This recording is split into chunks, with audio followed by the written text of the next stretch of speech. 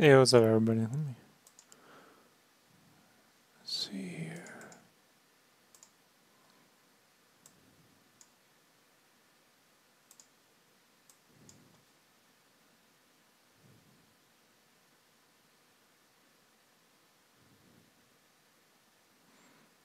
All right.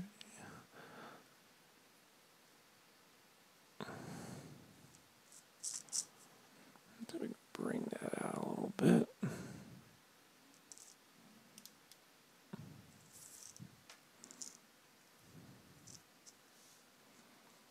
And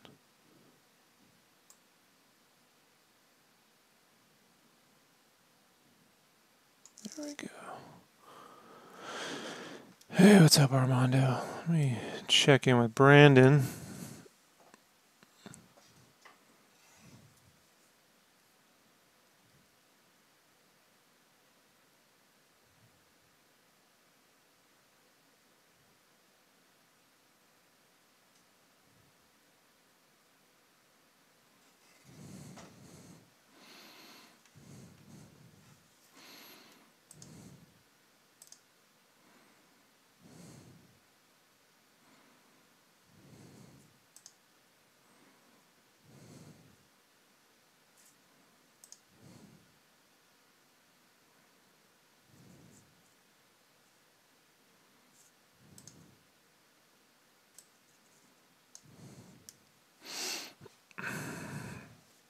Yeah, we gotta get going on those ears.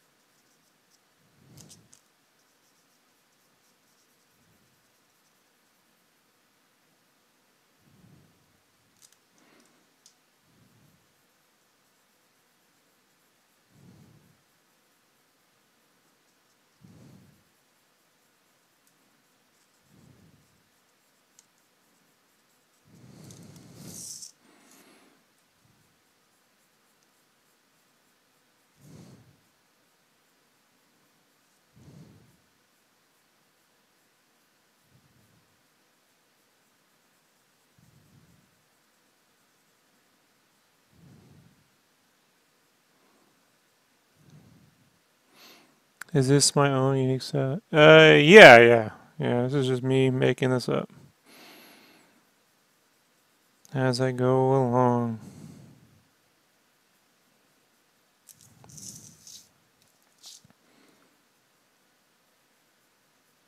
Sketchcraft style, whatever that means.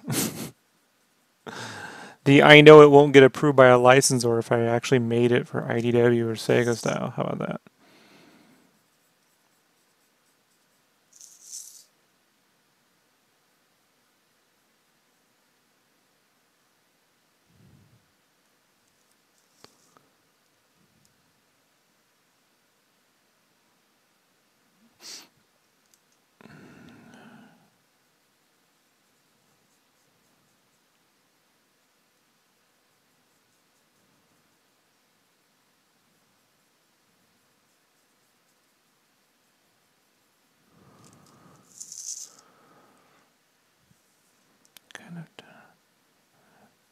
been told that. Like I'll draw these. I got a client I'm drawing some cartoon stuff for, and they're like, "Hey, your stuff's so aggressive." I'm like, "I assure you, it really isn't."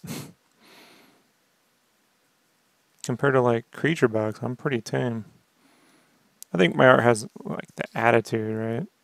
I don't know if it's probably the eyes, right? I always make the eyes look mischievous.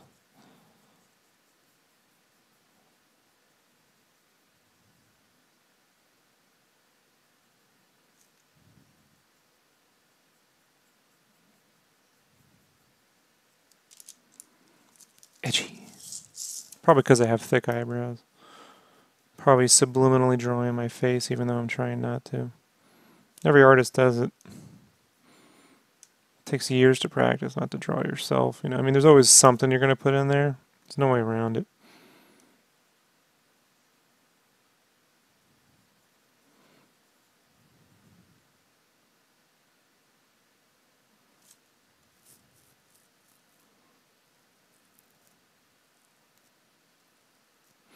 No, thanks.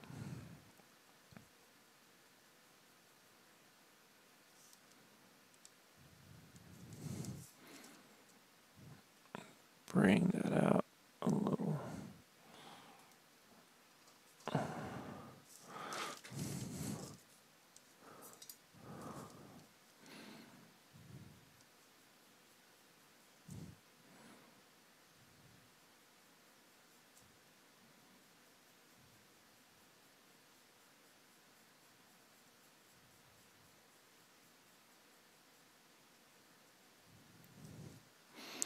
Am I an animator? No, but I did a lot of 2D animation in college. Hoping it would make me a better artist. I try to animate in one drawing now. I don't enjoy spending weeks working on, you know, like 20 seconds or 30 seconds.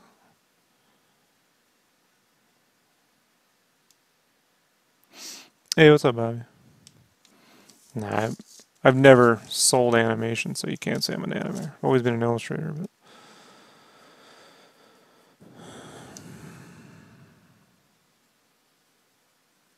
if you can make it move in one drawing, then I don't have to draw anymore. Yay.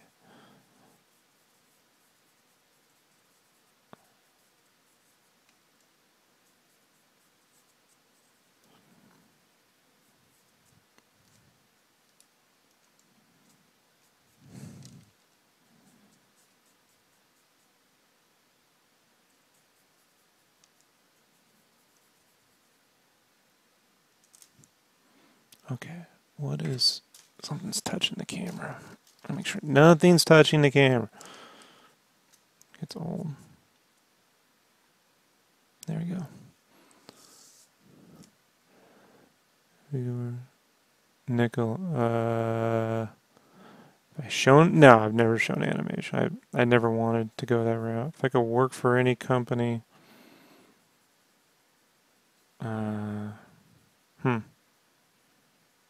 Well, if I worked for Nickelodeon, I'd probably have to move to LA, right? So I'm not moving.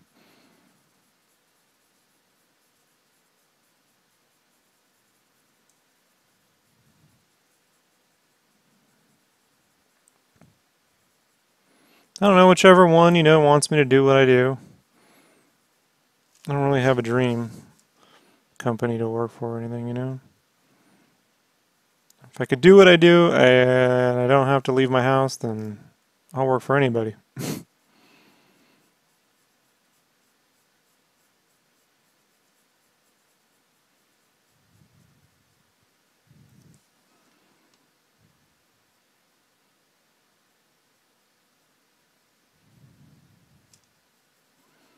I hold no allegiances.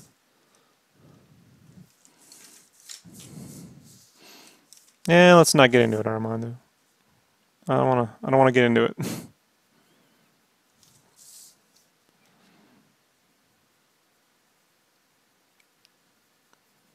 I've had no problems. Everything's chipper.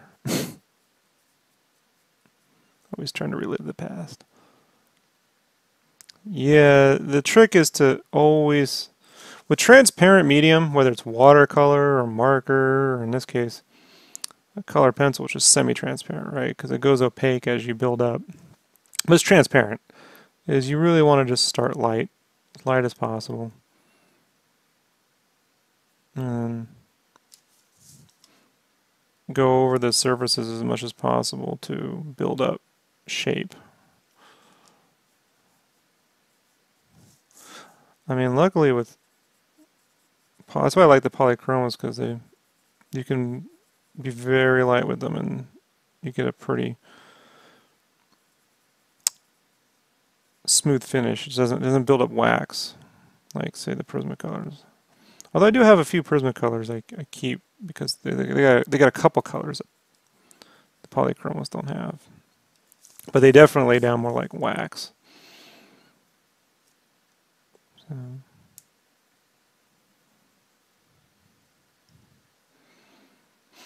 If you ever want to go light, the trick, remember folks, is if you want a more detailed line, right, a more darker line, you don't have to press hard, just hold it closer to the tip of a pen.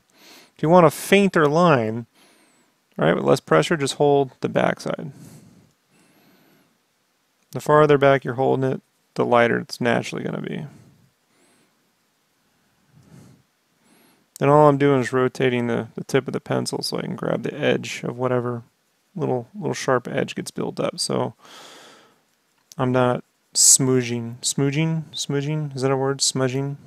Smooge. I like smooge.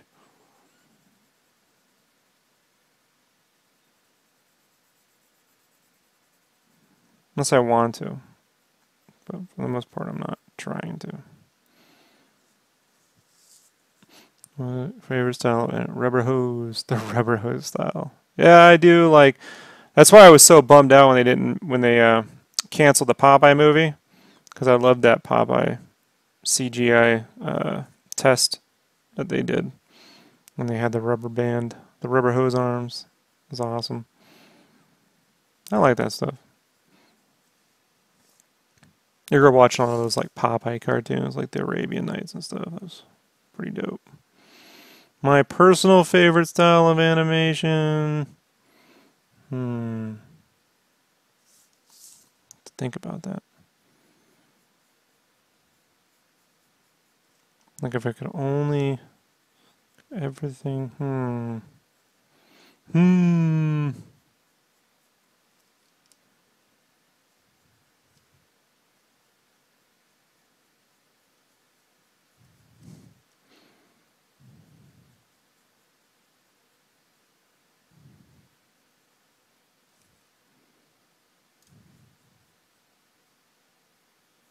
Probably right now, my current personal favorite is whatever they're doing at Trigger. Like I really like the Little Witch Academia.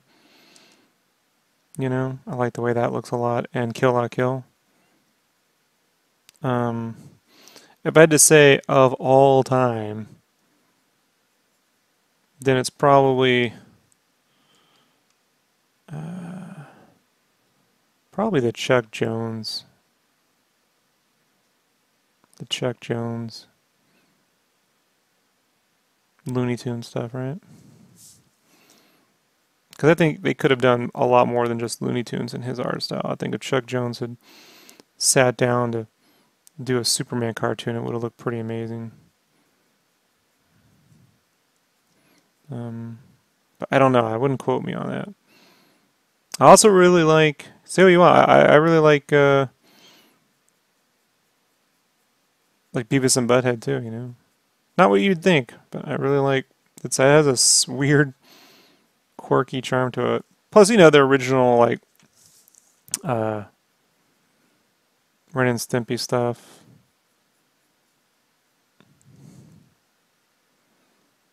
Puppets. Yeah.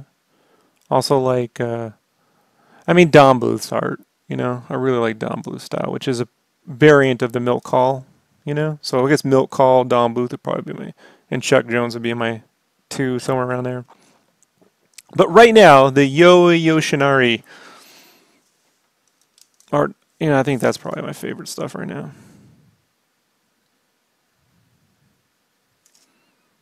I think the animation on uh, Academia, My Hero Academia, I think that looks pretty good too.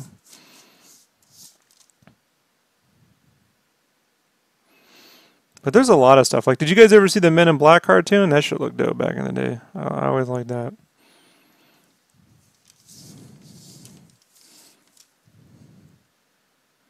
Yeah, Megaloblocks looks dope too. 1300 draws in. People like you, man, dude. You've obviously seen the making of Cuphead, right? I mean, the thing I would say with animation is, you really have to know your shapes. You got to study timing a lot. A lot is timing. Um, illusion of weights and stuff like that.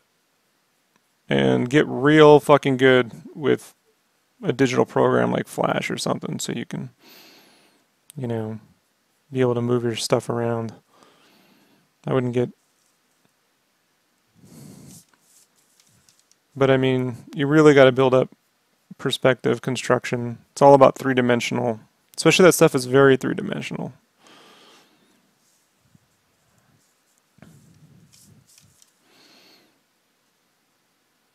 But that's my advice to everyone. Always study construction and perspective. You can draw any style if you know your shapes.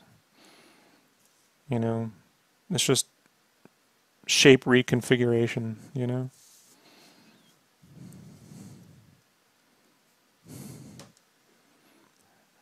Hey man, tell me about it. I've been doing this stuff for almost 10 years. I've been on the cover of Game Informer and various other gaming magazines. And, I just. Story of my life, bro. Thing is I don't really dwell on it. You just move forward, move on to the next project. I try to stream as much as humanly possible.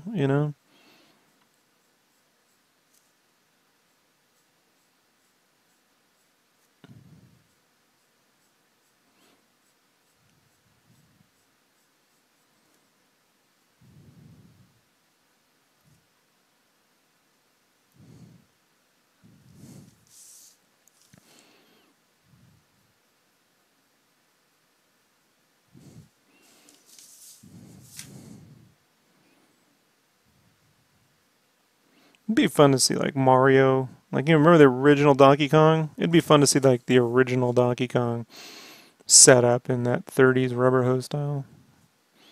Like, that would be cool.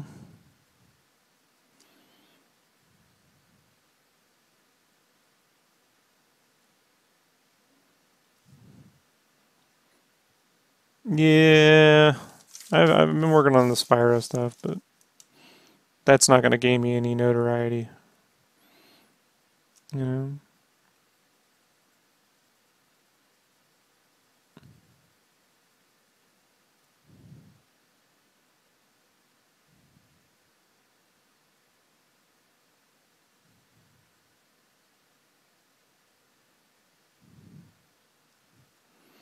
My favorite video game character.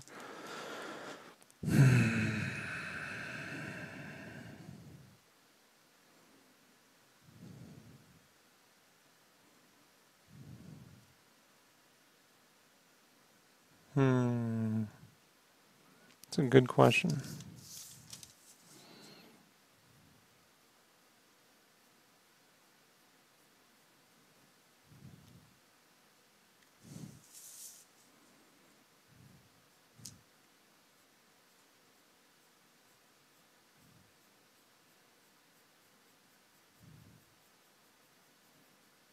It's probably a tie between Raz from Psychonauts and Ben from Full Throttle. Although I think Guybrush Threepwood from the Monkey Island series is a far more developed character than either one of them. But I love those games so much. In terms of mascots,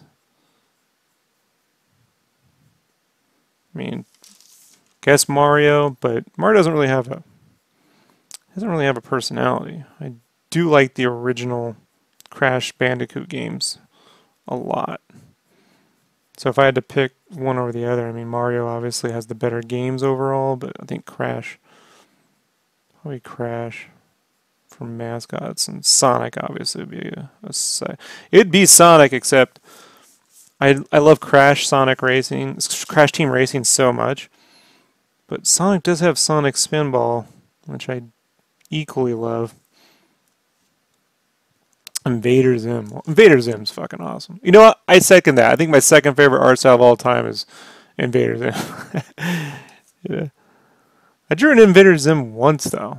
That was like 3 years ago.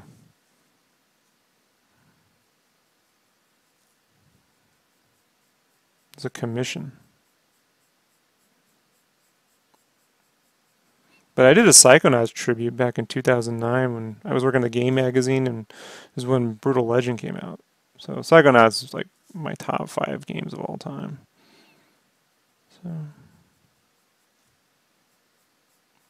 but I get these aren't super popular games that the average gamer is gonna probably remember. I love the Overwatch universe, but I don't play the game, so I'm not really a multiplayer guy. But I watch all the cartoons. I do like the universe a lot. How come I draw my... Because if I don't, it's easier to get noticed when you draw them well. How about that? Of course, the same comic company. Magazine, yeah. Yeah, Vader Zim. I really love the... did you see Donnie versus Raph? That Johan Vasquez directed like a year or two ago? That's what I was hoping the new cartoon would look like. And be like. It has my single favorite of all time Shredder quote of all time.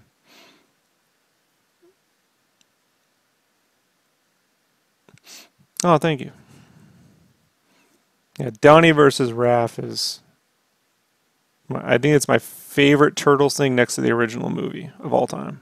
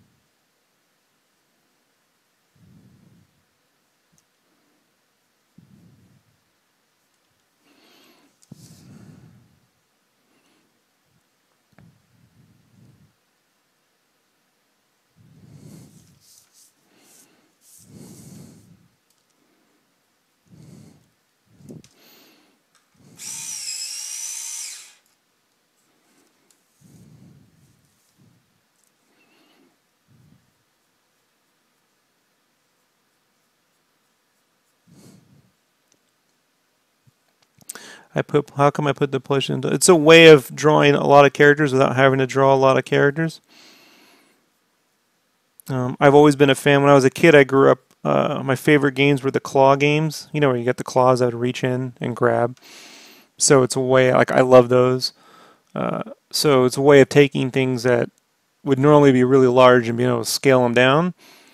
And I can turn them into... So if I say I wanted a Harley Quinn with Catwoman and Poison Ivy, I don't have to draw Catwoman and Poison Ivy and make a giant pick out of it. I can make a Poison Ivy backpack, and like I could make a Catwoman, Catwoman like plushy thing or something to go with it, So it really came from that.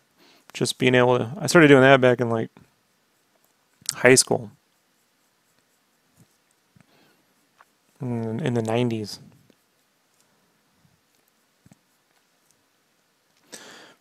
And it means that I don't have to draw a wall of characters. So that's what generally happens when you have to draw like 72 characters. You get this giant wall of character with no negative space. And I like the skies to come out. And I did this really crazy character piece for a game magazine once where it was a wall of characters. And you just couldn't see anything else. And I'm like, I know how to get around this. And so when I did the Game Informer cover, I was able to put a lot of those plushies and stuff on there. And some people think that like when I'm drawing things small, it's because I don't think they're as important. Like some of the complaints I heard on that was I drew Sorrel tiny, like a little figurine versus actually drawing him. But they don't understand, like there's only so much room on the cover. And so like one of my favorite artists of all time, Bengal, did this Overwatch cover for Game Informer. And it was this wall of characters, which look is incredibly detailed, but there's no negative space. And one of the things I love about Bengal's artwork is his like skies mixed with this single figure. So it's me trying to find a way to capture that negative space while still drawing 100 different things, you know, in a way that, you know, allows me to also incorporate another part of fandom, which I love, which is people's action figure collection. I used to go to my friends' houses and they'd have all their toys lined up. One friend in particular, my cousin and a friend of mine had that, and I was super fucking poor, so I couldn't own shit. But all that stuff lined up on the wall, you know, was always awesome to me. So it's a way of being able to also incorporate a little bit of that without actually drawing a wall with shit on there. You know what I mean? Like, so how come I switch from digital drawing to hand drawing? Well, one, I think it's better to sell traditional drawings for commissions. So this is a commission. But two, one informs the other. So when you do traditional art, you're going to find you have limitations. You can't undo in certain ways. You can paint over things, and you can only when you're using traditional color, you know, there's limitations, and so one informs the other. The limitations of traditional then informs my digital artwork, and then my digital artwork informs my traditional. And I always believe that, you know, the more skill sets you have available, the more hireable you are.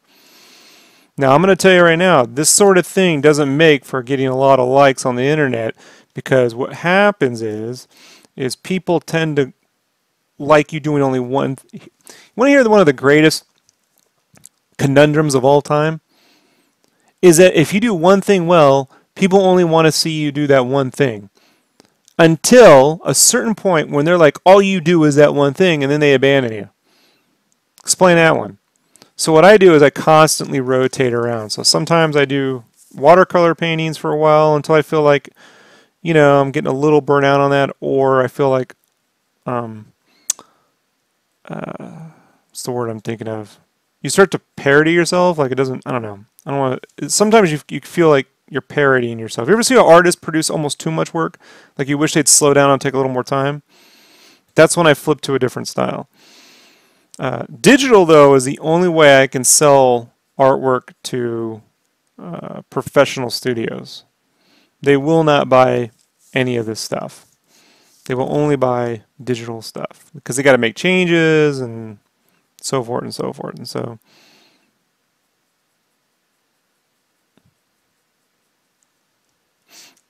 who is this commission for? Just a fan. Some guy hit me up on his name is Al. Out in the UK.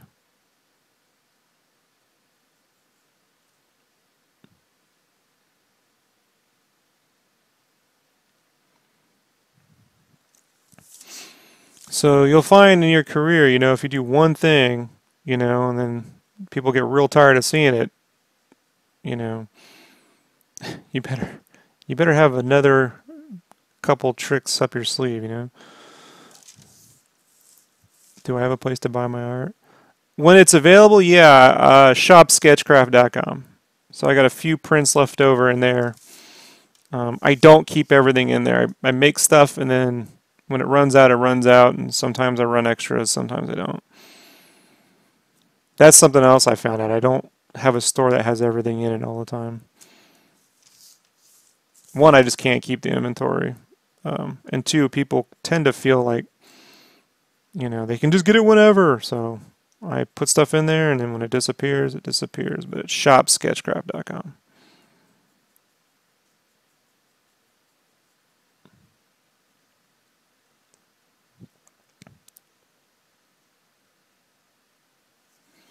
See how quickly this can go?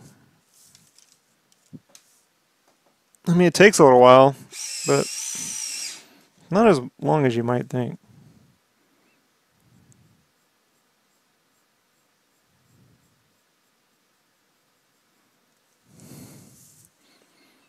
Am I going to do a bendy and ink machine? Bendy and the ink, I don't know. Is that from Cuphead? I haven't played it, so I couldn't tell you. But I have no plans to right now, no.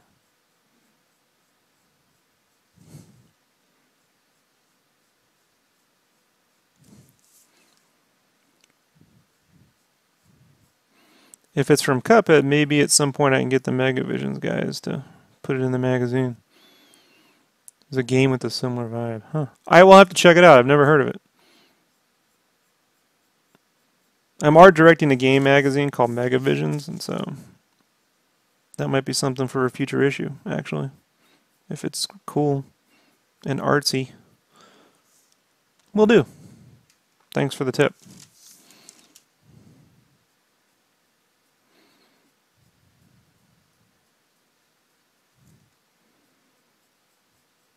I'm looking forward to Tanglewood. That's coming out soon.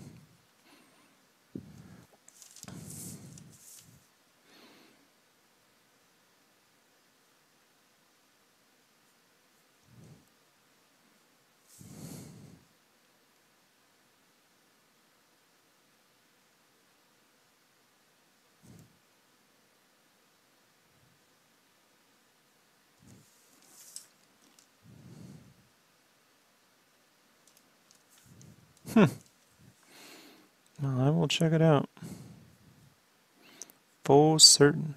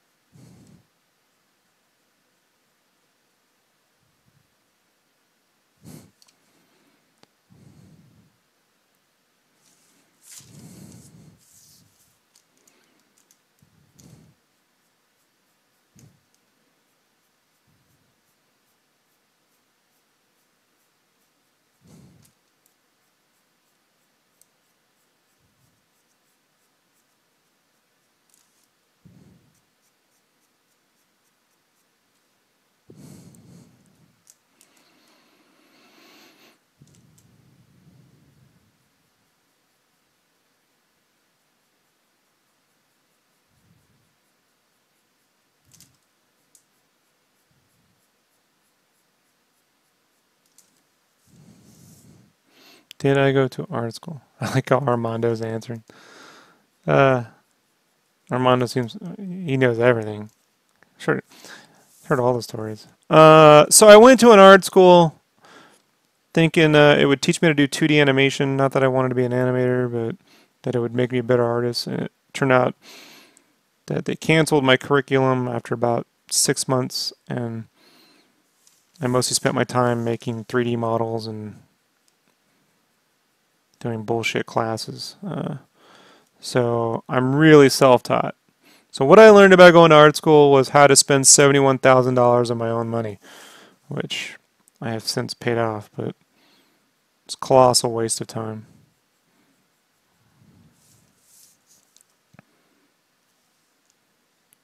I actually spent a lot of my time in classes, recording the class audibly and doing stuff like this and pissing off my teachers because I wasn't participating. I'm like, I don't give a shit. I'm paying for this. I would take commissions. I'm like, how do you think I'm paying for this class? And to be in there working on commissions in class. You know? Which wasn't true because I wasn't making a lot of money doing commissions at the time, but it was paying for my lattes. I'll tell you that much.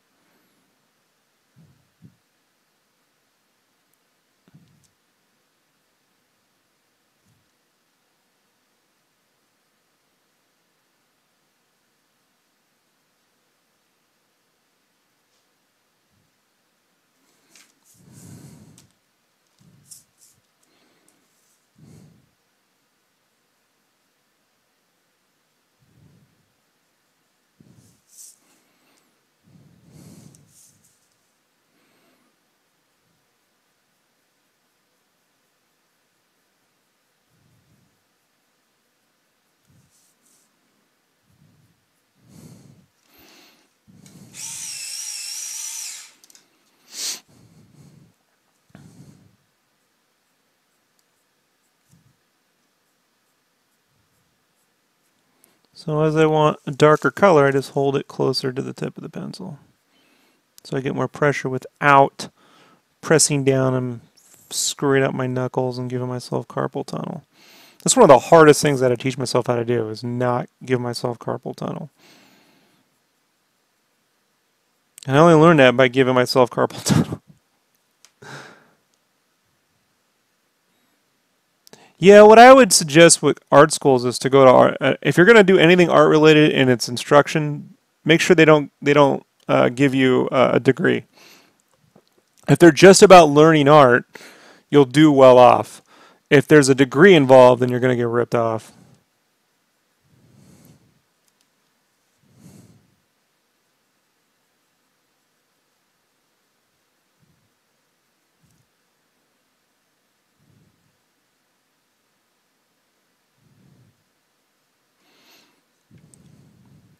That's my general bit of art school advice. Otherwise, just get a degree in something that isn't going to... Because the degrees are overpriced for art. They're going to charge you 10 times more than a normal fucking degree. It's ridiculous. Go to a community college. A lot of the community college art teachers are actual working artists who are just making a side living. They want consistent pay. So you can meet a lot of the same teachers that you get at art school at a community college if you're in a decent metropolitan area.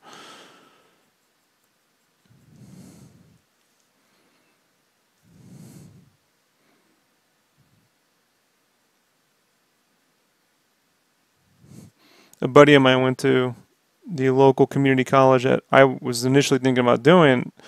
You know, he got the same level of teaching I got, and he paid a fraction of the cost. And he was completely paid off by the time he got out of there. So, the degrees as a whole stupid. No. Do you want a neurosurgeon working on you who doesn't have a degree? You know, the problem is with art is, you know, you can't solidify art instruction into an 11-week course. It can't be like, hey, we taught you perspective. Telling someone about something, someone understanding and developing it is a craft. That's where I came up with the name Sketchcraft. It's a craft. It's more of a trade skill. You know, you have to start early and as early as humanly possible and fail a lot. You know, it's not something you can learn in 7 years or 8 years. Really, you can't. You know, you go, oh, I went to medical school for 8 years. And I'm like, man, I've been doing this art thing professionally for 15 and I'm still at the beginning. You know? Yeah. So, you know, the trick is if you're going to learn from someone, spend the least amount of money as possible and spend the most amount of time as you can honing craft. Work on small projects, you know, keep them as small and as attainable to complete as possible. And then every time you do something, say, hey, what am I trying to learn next? What did I learn last time? How can I make this more efficient? Not how can I skip my way through. You get me? That's going to be hard to learn, you know, the difference between quality and quantity and like what's good for you, you know, what you enjoyed, what worked for you, what didn't.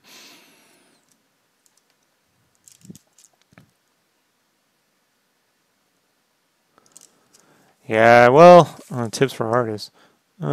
There's a in my podcast archive playlist. It's a Sketchcraft podcast 2010 to 2014. There's one in there called Art FAQ, and that's generally the deal I give artists when they want some basic knowledge on where to start. I would start there, and there's another podcast in that same playlist called The 25 Things They Won't Teach You in Art School, and I would start there too.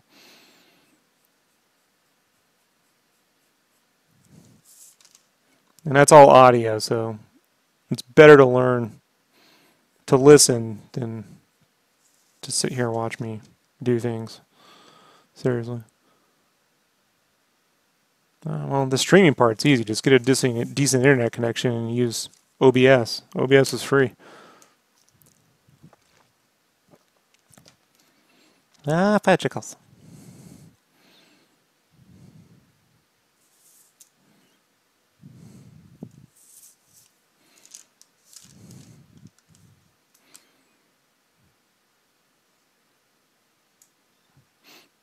You might need a webcam like me if you're going to do live camera stuff.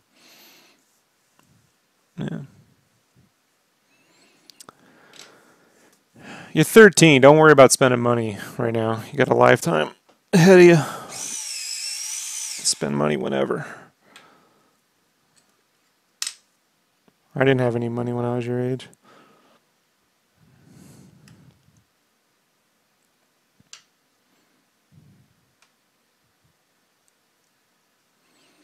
My bad was there.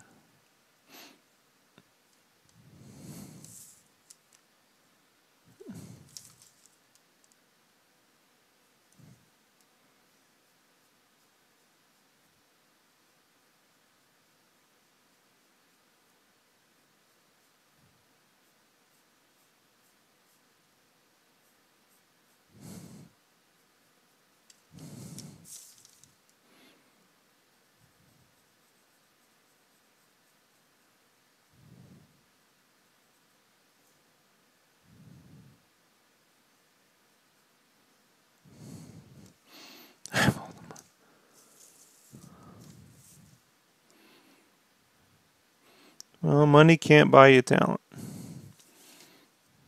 Only effort. Effort, time, and pressure. Time and pressure.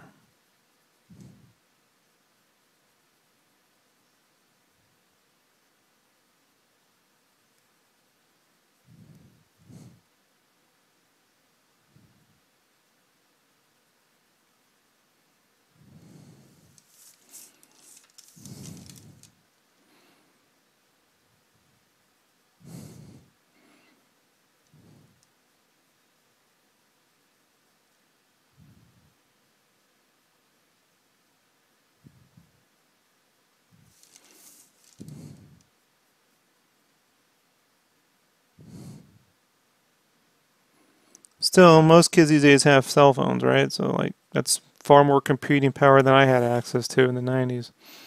So, very quickly, you could animate, take a photo, take a photo, take a photo, you know, mount your camera up, and you can make little 2D animations by hand just by snapping frames.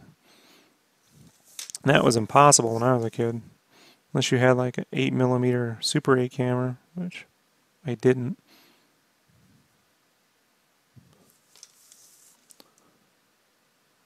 Focused. That's, you know what it is? It's your brain. Just a mental. Just mental.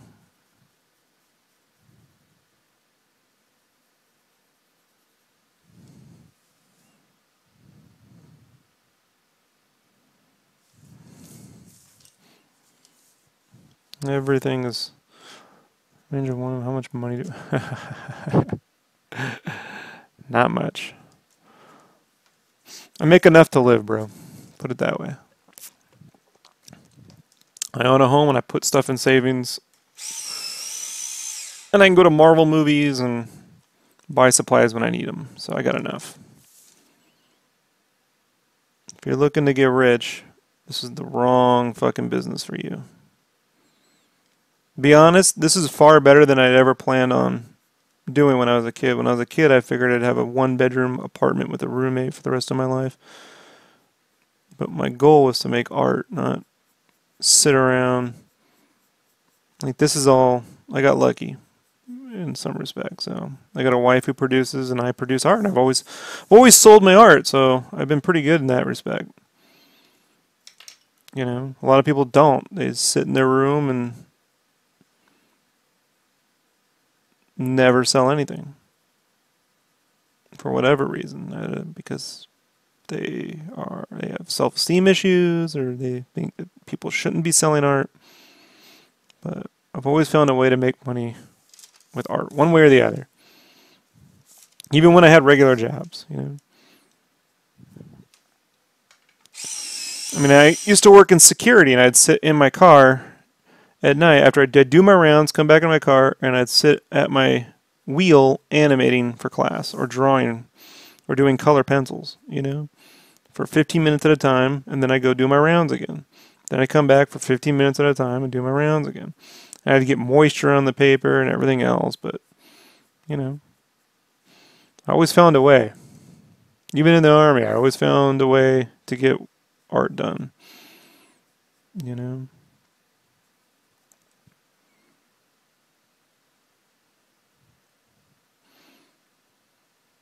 People's skin. That's the one thing though, but I hate skin. Appreciate the talent. I just can't touch people. Energy at 12. It's a different time. It's 10 p.m. where I'm at, so 2 hour difference. So I've been up since 7:30. Why? How do I have the energy? I've been I've been working 12, 14-hour days since I was 8 or 9, man. Somewhere around there.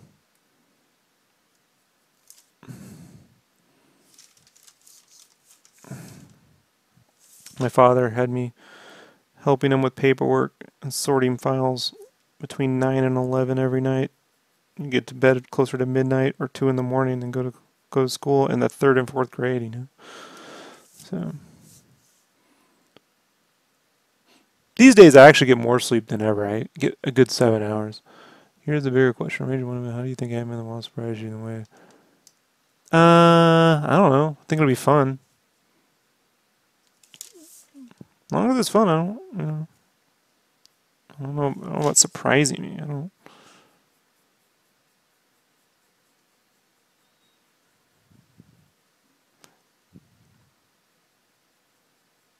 The only time I'm really surprised at movies is when I go to see something I think is going to completely suck and it doesn't. Like Con Air. I thought that was going to be really bad back in the day, but I was like, oh, that was really fun. I enjoyed that. Grosse Point Blank was one of those movies. Same year, I think, too. Don't know why I'm bringing up 97 films, but felt the same way about Thor. I didn't think I was going to like it at all, and I was like, hey, that was fun. The first one, I love the third one. Second one's okay. I don't hate it like some people do. Have you ever done a drawing of a YouTuber? No. No, I don't sit around drawing people. Not my generation, man. Not my heroes. So. Thanks, Bobby. That's what we do here. And by we, I mean myself. Sometimes Brandon shows up. I texted him, but he might be asleep or tired.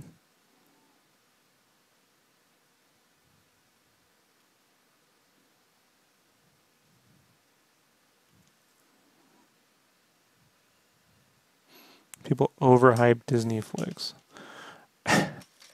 I tend to think people underhype them, to be honest. I think everyone keeps saying that comic book movies are fatigued and Disney's going to fuck things up, and then they make another $2 billion. So, I mean, even films I don't care about, like the Beauty and the Beast remake, did a gazillion dollars. So, sometimes things don't stick. Like the Solo movie hasn't done very well, but it was a fun movie. And just Maleficent films didn't do that well, but hey, man, it's up to them, you know.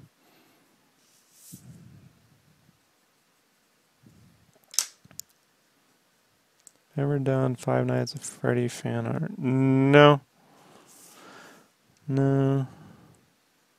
No one's commissioned it, and it's not really my generation, so I don't have a lot of the things I draw, if they're not commissions, are just based around things that I have interest in. And can't say it's my thing.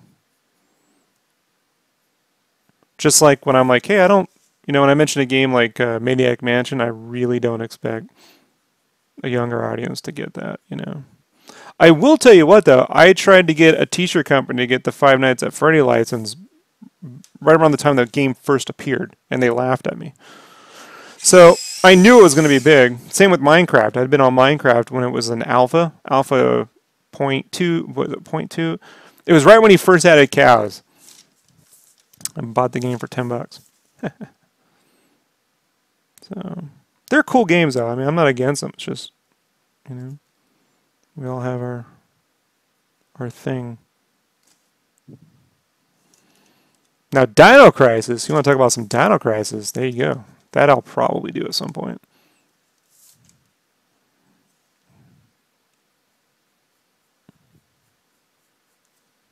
Who remembers Dino Crisis, though, right?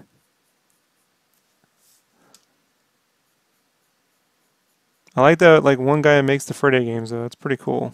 That's the kind of development that I appreciate, you know.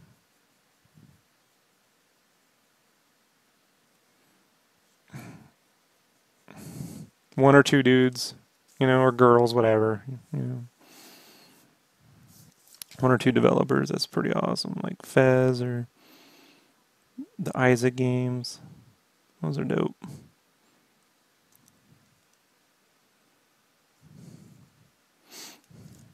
Yeah, I mean, the guy's taking care of his audience, so, you know, it's awesome. I'm certain at some point somebody will fucking commission me to do it, though. No doubt. You know? No doubt. And then I'll have to find a way to do it while still drawing my own way, right?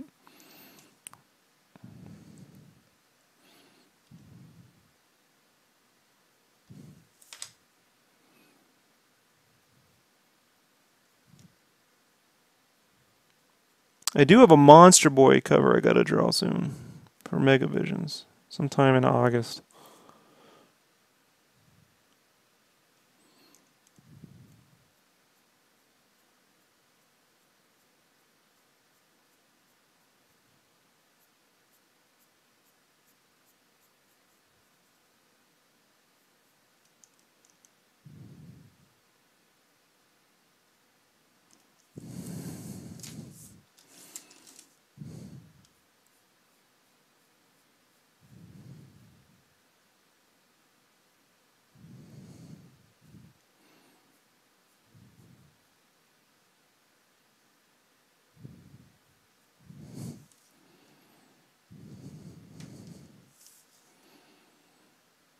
Yeah, it has, it looks more like a 90s anime, though. It's really good. It's got a completely different art style. Like Project Echo, or it's awesome. If you're an animation fan, I should definitely recommend it.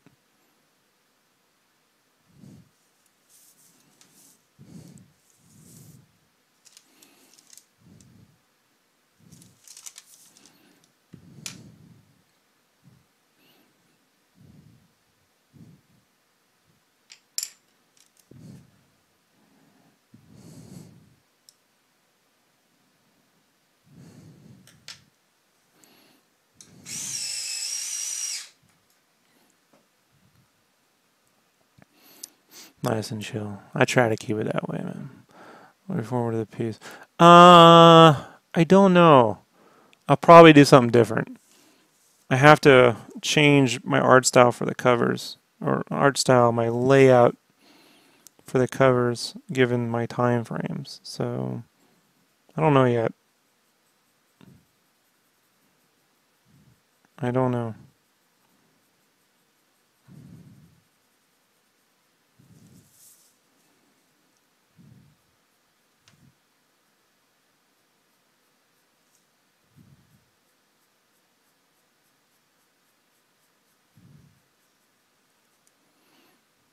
Do you force yourself? Do I force myself? What do you mean? I don't understand. I don't understand.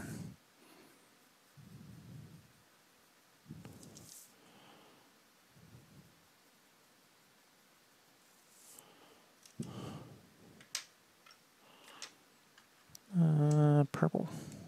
The art style. Not thinking so much about the arts. Well, I can do, yeah. No one directs my art.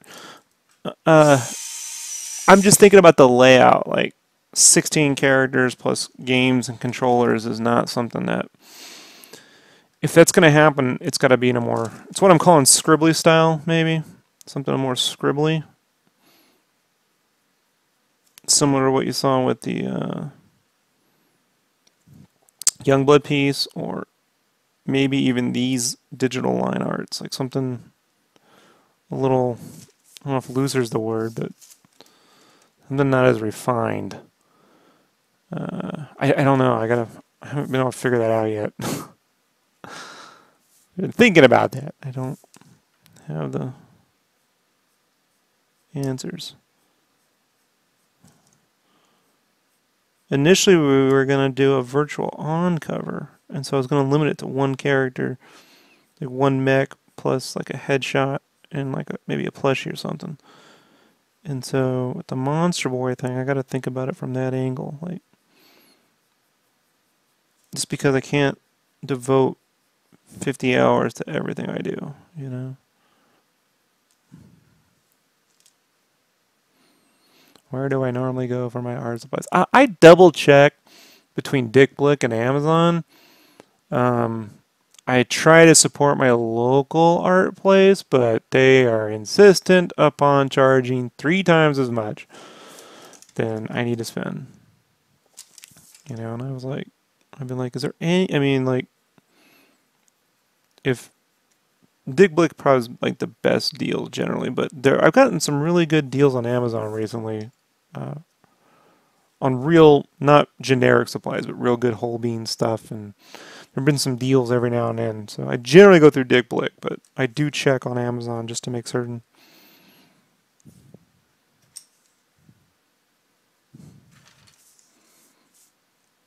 I'm not missing out on a deal.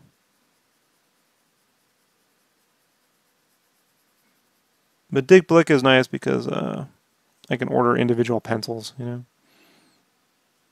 So, and I don't mind waiting, you know. If I really need something, then I'll go to the art store, you know. But they, you know, just one of those things. They tend to never have what you're looking for anyhow, so it's kind of irrelevant.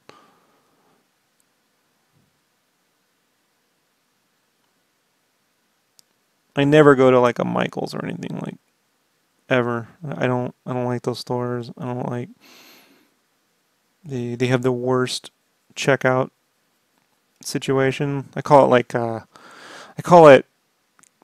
checkout hostage. Like they hold you hostage at the checkout.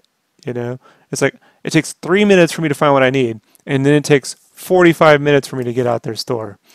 You know, because they're holding me hostage. They're the worst. Walmart's a close second.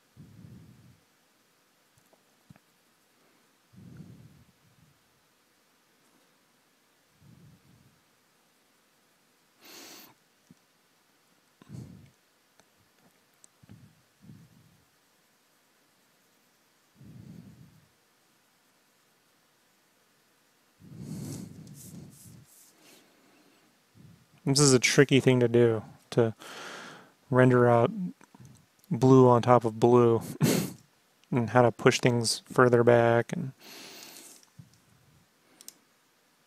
still maintain some of the white highlight.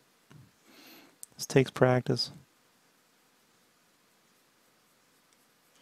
Luckily with color pencil, it's one of those things that I was able to do pretty well early on in my life. What I didn't do very well was learn how to control the pencil.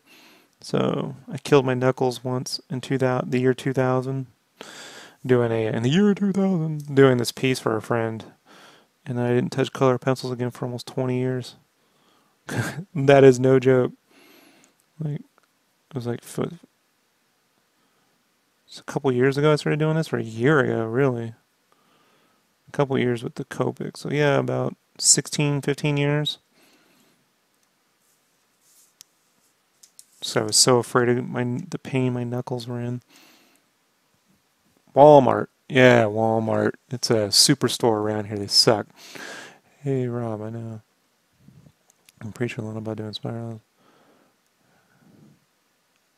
Why didn't they have the power to make games like we had today?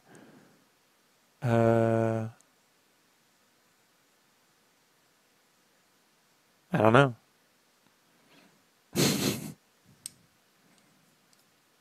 They probably look a lot like the CGI renders they used to use for covers.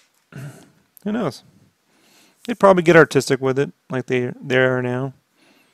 You know, they got past the realism phase.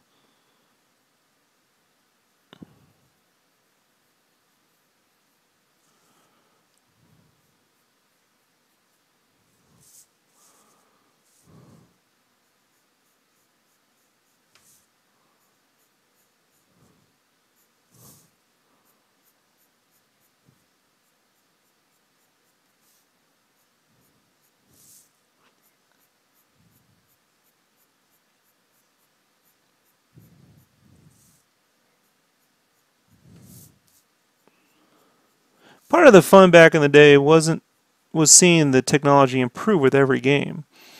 Nowadays, you know, you're not really seeing that. You know, what you're seeing is just better features or stronger art direction or more content. You know, definitely more content. Getting more contents per game than ever before, really.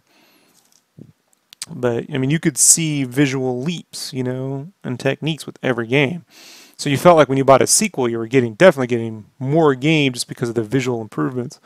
But maybe you were getting the same or less content. Now you're getting tons of content, you know, and the visual style is purely dependent upon, you know, choice, not technical capabilities really, unless you're talking about VR. Now VR to me is, you know, like a reset button, right?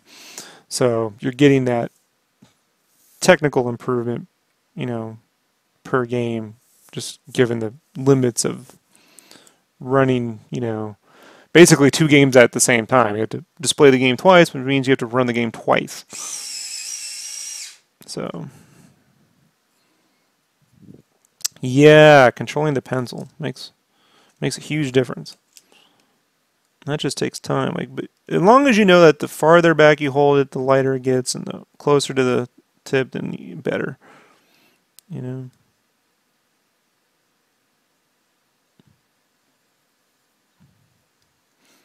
Save yourself a lot of pain. Pain. I know pain. My calf.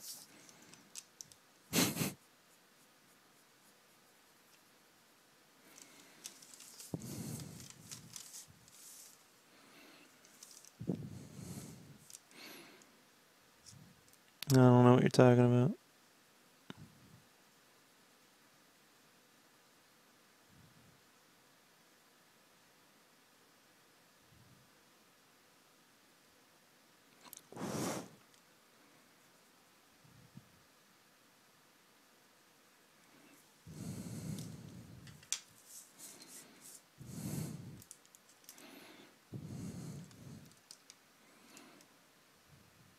Yeah, like I learned to do that drawing from my shoulder when I first got a Cintiq in 2008. So to make the coverage, I would draw with my shoulder and get a good, you know, good workout. And so I learned a lot more control uh, once I got the Cintiq because there weren't stabilizer brushes and stuff at the time, so I had to learn control. Now there's stabilizer brushes, so you know people generally think that's doing the work for them. And then you find out that the minute they start drawing in real life, all their shit falls apart. They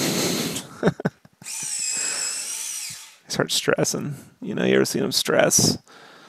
They put on like the headphones and they're like, if I just have that special song will get me in the mood. It'll get me in the groove.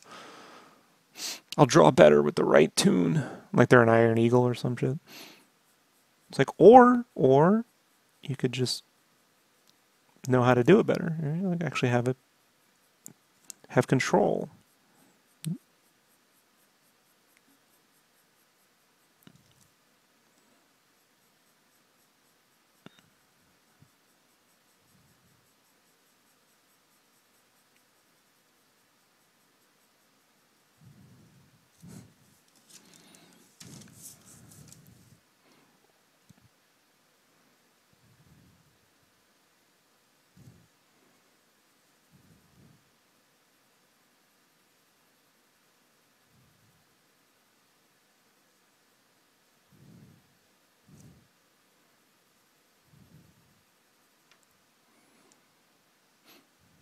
Control Z.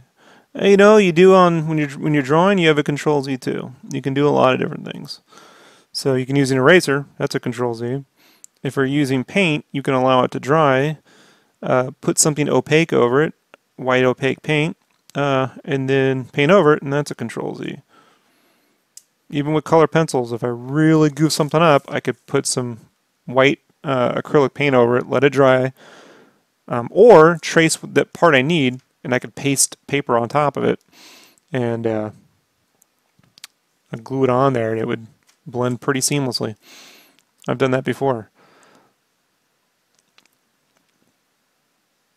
No, I get the joke. But I do think it's kind of a bit of a... what's the word I'm thinking of? It's a bit of a mistake when people think that, oh, you know, you can't undo. It's easier to make changes digitally. That's probably the truer statement, you know?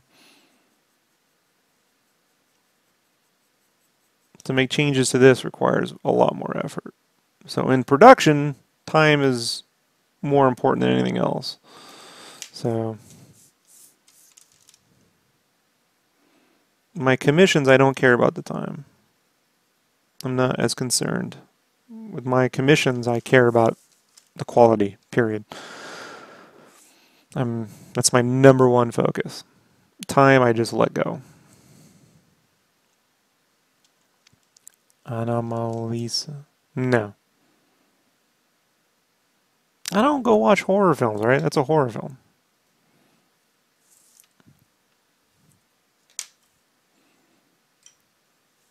I'm looking forward to Glass, though. Guess you can call that more of a thriller, though.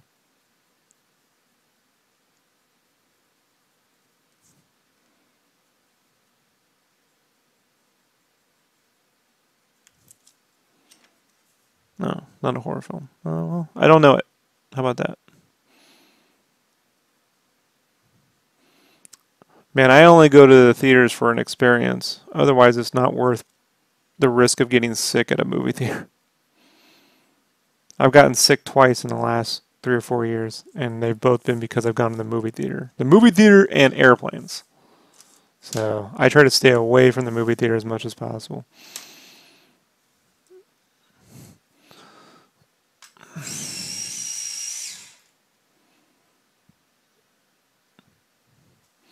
Stop motion flick. Oh, Charlie Kaufman. I will check it out. Well, if it's Charlie Kaufman, then I'll definitely check it out.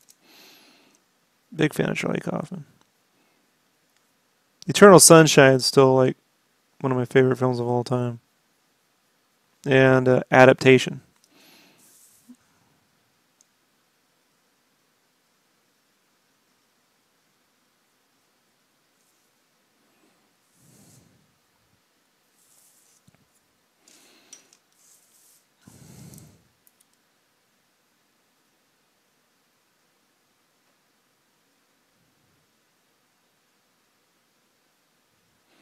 Well, to be honest, man, quality is only so much when you get into doing things for a living. There's only so much, you know. Quality is at the expense of deadlines, you know. If they were like, we're pushing back the next something something movie because we want more quality. There's a difference in production with noticeable quality. Like, you know, like what's the noticeable difference? So I'm learning that on my own art. Like, what is the noticeable difference? Because if no one can really see the amount of effort I put between step A and B, or A and C, then cut out step B, you know? If it's not noticeable, then there's really no point. But with this stuff, I mean, it's color pencil. Like, if I spend 1 hour on it or 10 hours, you're going to know the difference. The trick is like 8 hours enough versus 10, right? Oh, Brandon's here. He made it. Hello. What's up, dude? Why did you choose this background persona? The commissioner, the guy who commissioned the art wanted a beach background initially. It was supposed to be a one piece with 3 characters. And he wanted a beach background. And I'm like drawing 3 characters on a sheet of paper with color pencil is going to be a pain. Um, and so I thought it'd be cooler to do this beach scene that was split up amongst 3 drawings, right? So, Yay. oh, so it's hard to see here, right? But knuckles, and then it all links up. So I thought that would be cooler, right? Oh, yeah.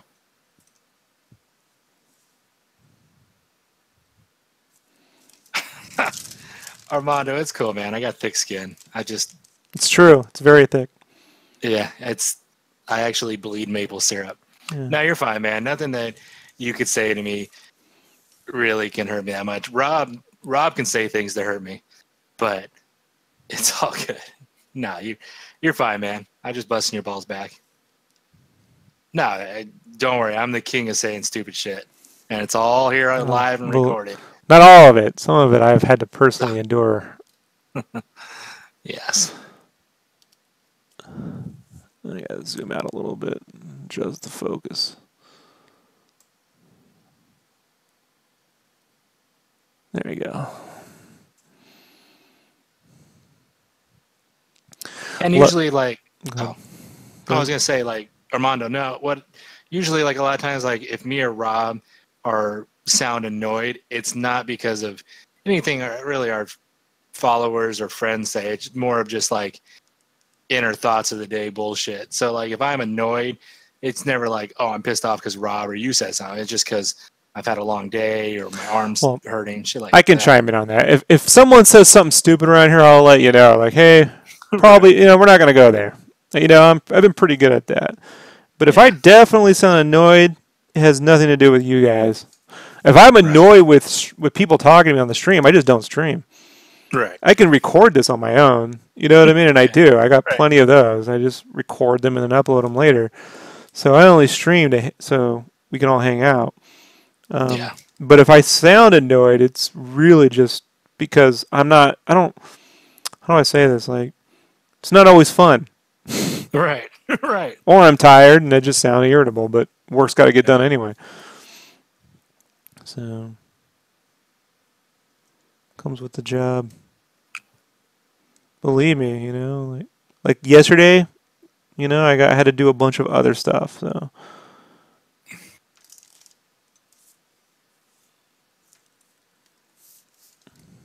No streaming. And I wasn't in the best mood yesterday anyway, just because I got a bunch of shit going on over here that I haven't even gotten into yet. I'll explain it at some point. I don't want to get into it, but yeah.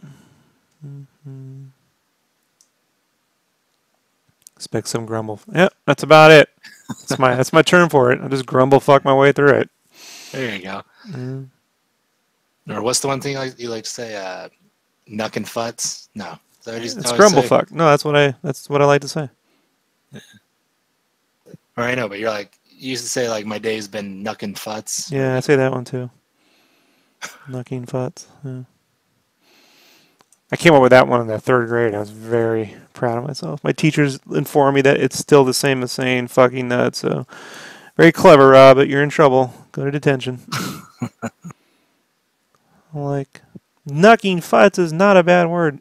I tried to be a little wise ass, And you've never stopped. Oh, I know when to stop. You don't hear it. Brandon learned when I work in an art department. Quiet. Yeah, Rob, in the art department, Rob moves around like a fucking ninja.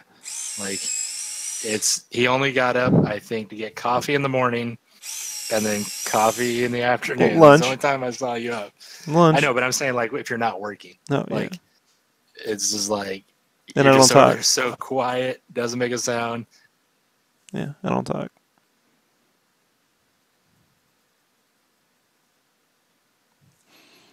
But that's how I got a lot of work done.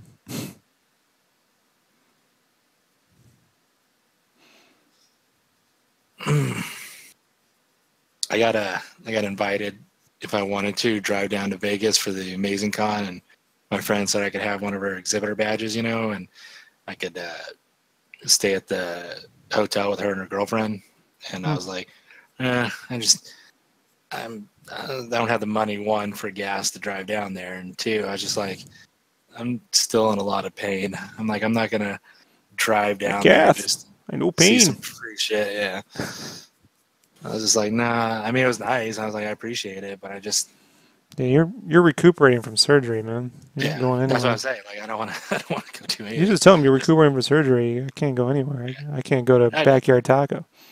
Yeah, even just going like right now to like because I needed to get out of the house, but to go to Walmart just to help Jessica grocery shop, I was just like, got my sling on, and I was just like, after like 30 minutes, I'm like, I want to go home. Need my pain pills and relax, make some Motrin. Motrin.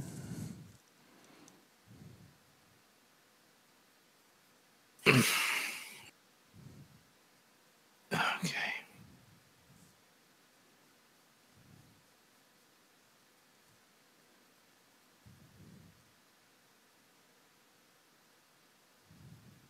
I got an art question. Could be just because you wanted to do it that way, but you know how you got the little white glares on his eyes, the circle glares? Mm-hmm. How come one's inner and one's outer? Is that It just looks cool. okay? Adds energy. Okay, This is one of those things I do. I'm like, I like the way it looks. right. That's why. Does it look cool? Yeah. Okay. Well, does it quite exist in real life? No. No, but if it looks cool, Well, there you go. I figure I should ask some art You see questions. the way the characters look in The Incredibles? They're not very realistic either. What are you talking about? They're built just acne. like Mr. Incredible. They're acne free. Yeah. Okay. Armando's got a. This is actually a decent question, Armando. Rob, this is a good one. Rob, Passive aggressive compliment. yeah, it is. Rob, have you seen a movie where the direction was enough to hold a movie despite an awful script? Yeah, I can tell you right now, Beverly Hills Cop. That I was not expecting that. Okay. Yeah, well, Beverly Hills Cop, they had no script. So they literally, it was the original director, and then Eddie Murphy. They just made up a lot of the movie as they went along. What about like? How about? Is there any movies that you like that are visually beautiful to you, but the story is garbage? Visually beautiful, but the story is garbage. Avatar. Really? I don't think the story's... I love Avatar. The story is garbage. It's not his best story. Which is why he's been spending so long putting together... He's put together a writer's room. He's been writing these sequels like a TV series. Because remember, he executive produced Dark Angel, so he put it together. He took that story shit to heart, too. He's like, all right, but his point for the story not being complex was that it was a hard... Like, let me explain Avatar to you, right? If I'm pitching it to you in a room, right, to get funding... I got this movie that takes place on another planet, and there's an alien race, and humans have colonized there, but they have to transfer their minds into other beings that look just like these aliens. And you understand what I mean, Brandon? Yeah. How do you explain all that? Yeah. That's a tough pitch. So he basically got it made off his name, right? Since he's well, it's Titanic money made. I mean, the movie, made $2 billion, dude. Like, it was, $97. So that's visually driven movie for you.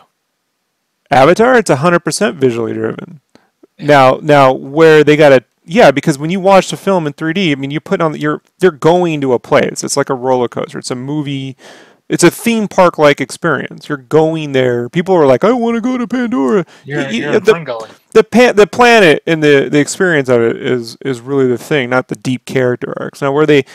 Now, luckily, there's some amazing performances in that film. Zoe Saldana. I mean, how she didn't get an Oscar nomination for that role, I do not know. Yeah, she was amazing in there. I defy anyone. I defy anyone to fucking tell me her performance in there wasn't short of amazing. When her fucking little creature dies and shit like that, and when she's like, I mean, it's riveting. So, yeah.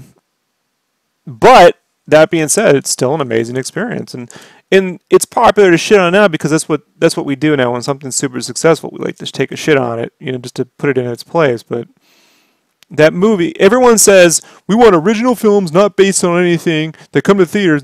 And so then he makes one, and it makes $2 billion, and they go, well, I've seen this story before. I'm like, well, welcome to fucking storytelling. You know, people go, well, it's like Pocahontas. I'm like, bro, I mean, like, fucking Superman is what, Moses? You know, it's the baby put in the crib that's sent down the river and raised by foster parents. Turns out he's got superpowers and shit like that, gonna save his people. I mean, it's Gilgamesh. You want to go before Moses, you know? Like, welcome to storytelling. You're never gonna tell an original. It isn't. Look, I learned this in graphic design. It's not telling something original. It's putting a little bit of your own spin on things. It's remixing.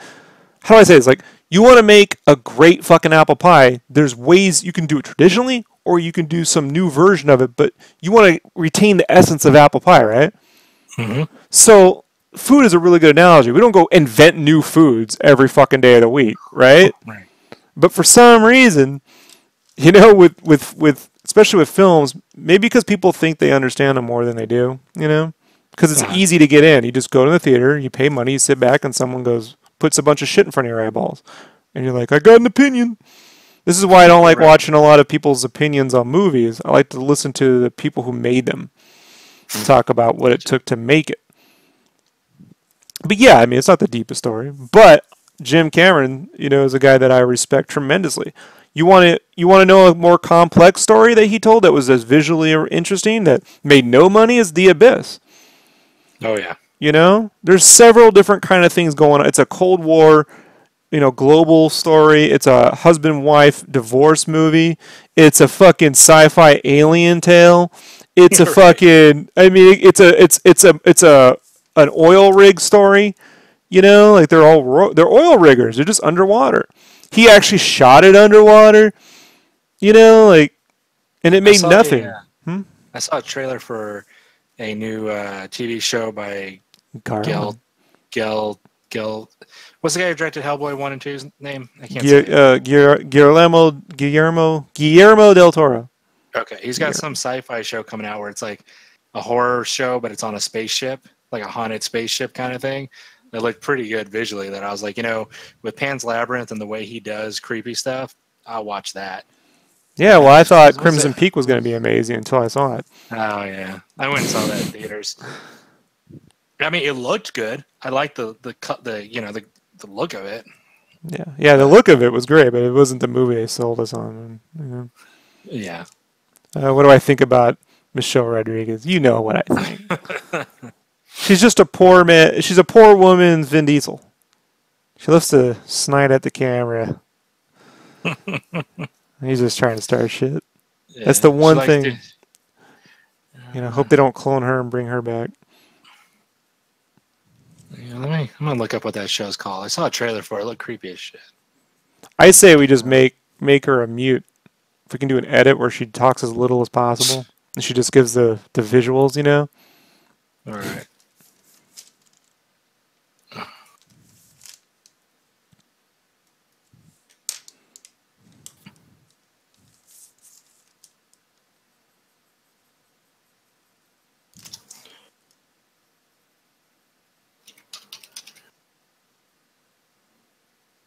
But look, why don't we talk about this? Why don't we go back into the 90s? So I pulled out a recent movie that is visually amazing, story-wise, not so much. Let's go to the 90s, right?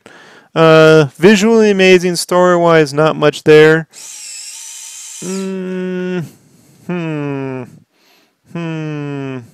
What is the name of that? Might be a tie between Batman Returns and Jurassic Park. You know, I think I like the story in Jurassic Park more than Batman Returns, though. Batman Returns had a really dumb story.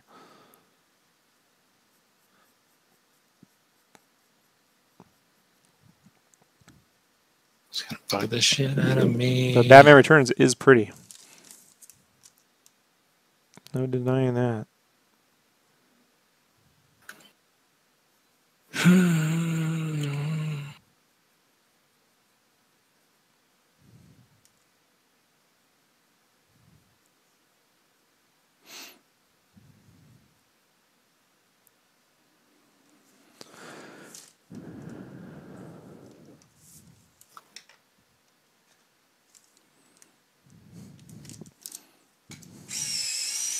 In the 80s, it was easy as Blade Runner. The story wasn't all that great. But the film was just visually stunning. Armando asked. Yeah, I saw a trailer for this. It was on, I think it's the Sci-Fi Channel, SYFY or whatever it is. They had some trailer for a new show from him. It's like in space, and it's like the spaceship is haunted and something like that. It looked cool. It just I only saw like a quick trailer. Yeah, I could probably Google it. Can probably Google it. Yeah, you can Google it. I can, but I mean, I Google sci-fi show. You can Google anything. It's not that hard. Toro. Whether you will or not, it's a whole nother. Yeah, I will. I'm looking right now because it's gonna bug me now. What is? Oh, you know what movie had a great visual, but fucking the story sucked in the 90s? I got it nailed down. Alien 3. Alien 3 was... Prison? Yeah. Stunning film visually, man. The visuals... The colors and the grit? Everything, dude. It's just David Fincher. The cinematography was amazing. But what a shit story, you know? Just a shit show. Period. Was it supposed to go that way, or was that just No. They were supposed to come out on Earth and continue the story from the second one, but Fox. Fox. Let's make it for less money. Let's kill all the main characters we love. So for me, I thought it was him. Maybe it's... Did Steven Spielberg the other day say he hates Netflix? I don't know. He says he hates a lot of shit, but I don't. He needs to be focusing on shit he likes making. You know what I mean? Like he should just stick to doing what he likes doing. You know what I hate? Kingdom of the Crystal Skull, but you know what I mean? It don't fucking stop him from making Indy 5, I guess. I don't know. He could be getting to that age where he just doesn't get it, you know? Mm-hmm.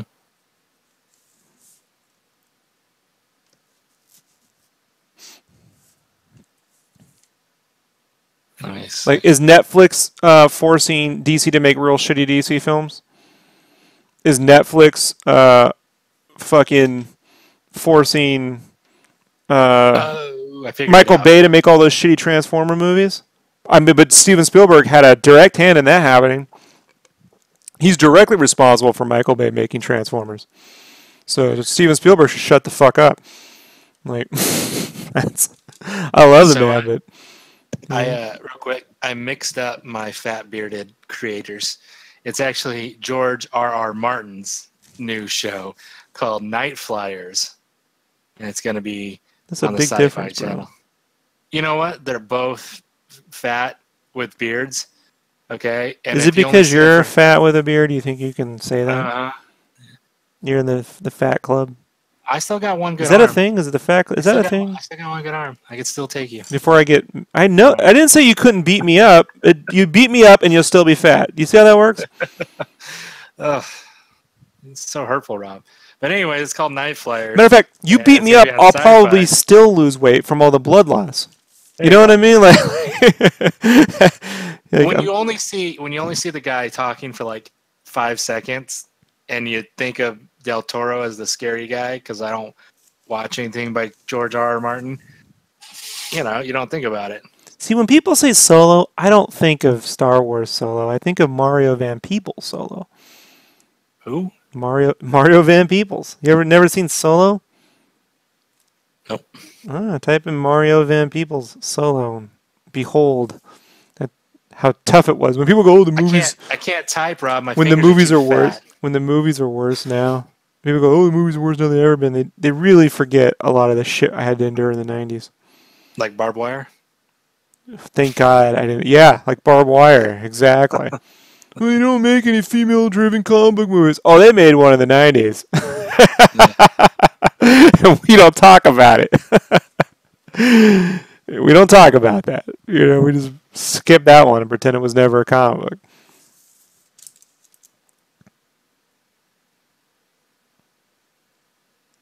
Like barbed wire, like Tank Girl. You know, Tank Girl. Oh no! Oh, how young were you?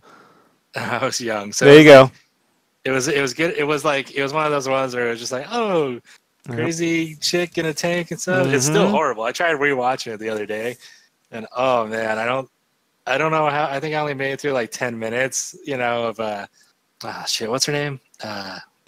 Lopner? No, not Cindy Pamela. Lauper. Oh, yeah, from League of Our Own. Patty or whatever her name is. I can't remember her name. Yeah, I know you, but she's from A League of Our Own. Lori Patty. Lori Patty. Yeah. I knew Patty was in. I just couldn't remember which way. Lori Petty. Sorry, I Petty. said Yeah. Lori Petty, yeah. You know, I made it through a little bit of that. Naomi Watts as Jet Girl? Huh.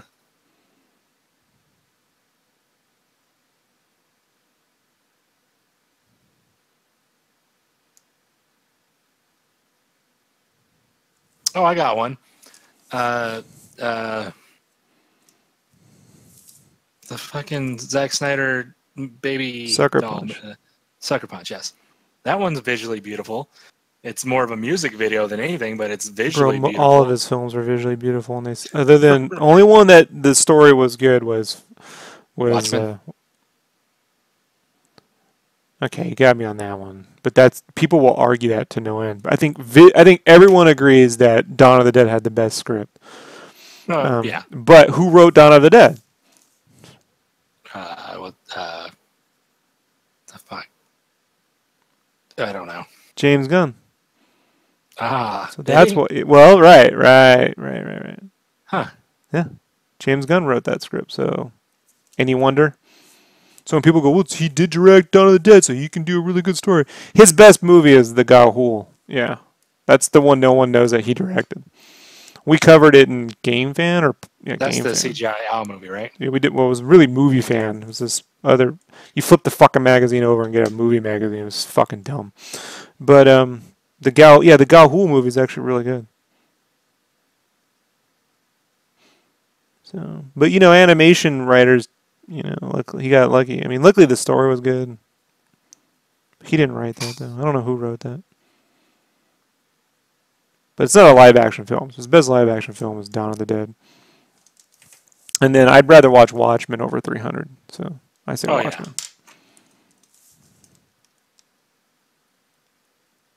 I mean, Watchmen's just, it's so beautiful.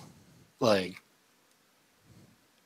I mean, 300 is cool, but like when I put on Watchmen and just every texture on their costumes, on the way the cells look in the prison, like everything just has such like I don't know there.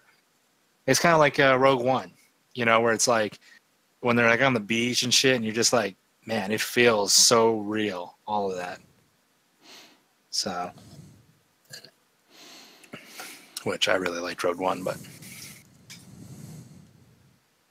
yeah, it's a slow burn, man. Appreciate that shit when you get older. But I liked slower movies when I was a kid.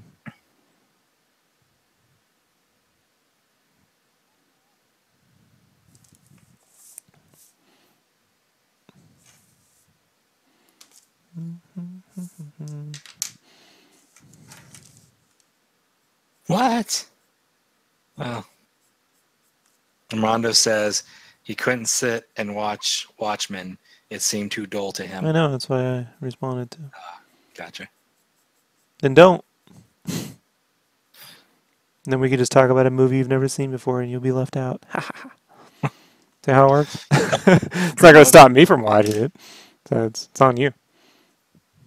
Brandon doesn't know what you're talking about. Nope. Wait, is that the movie where the picture has the guy at the... No, that's Amadeus. Amadeus?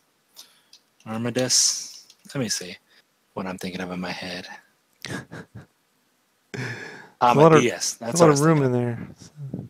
Yeah, I was just thinking of that the weird movie poster where it's got the guy with the giant hat on, and that's Amadeus. Never seen it, but that just popped in my head.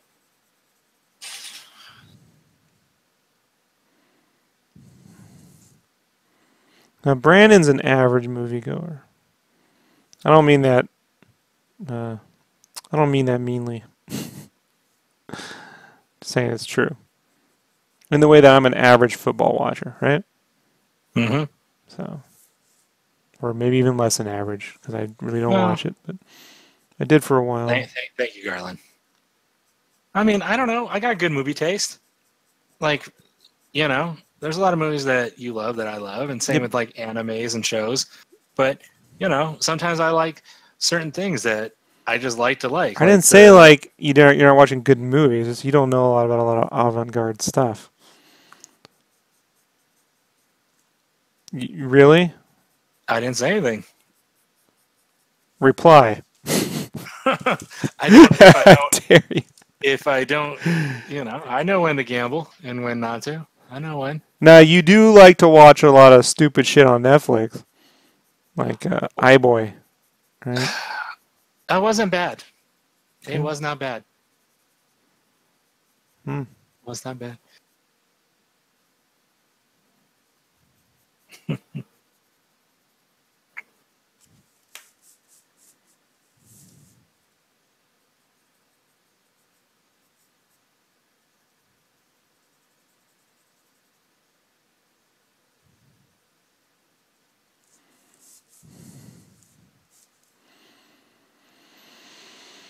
No, you're not missing out, man. You like movies like D Wars and the Chun-Li movie? It's right up there with that. I don't like that Chun-Li movie. Was It's got Chris Klein. Shadow Law. He walks through raindrops. Someone just compiled his scenes. It's literally only has 5 minutes in the movie, but man, that acting, it's unforgettable.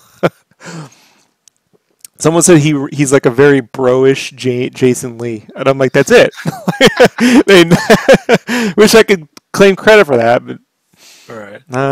that's it. He's a bro-ish Jason Lee.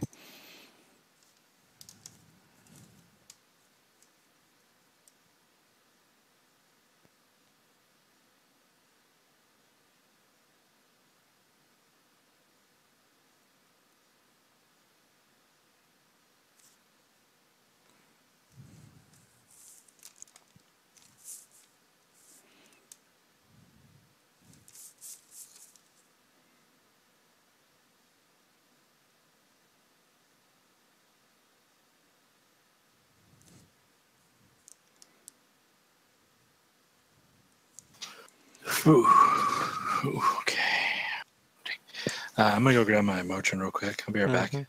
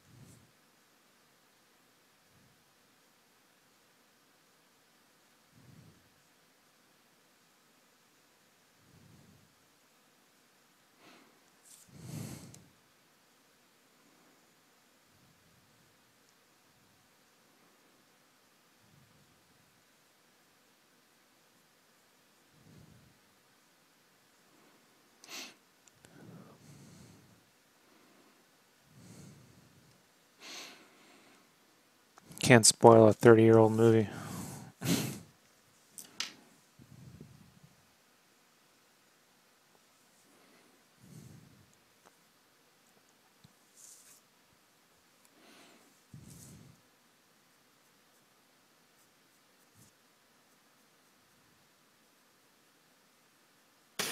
All right, I'm back. Got my yummies.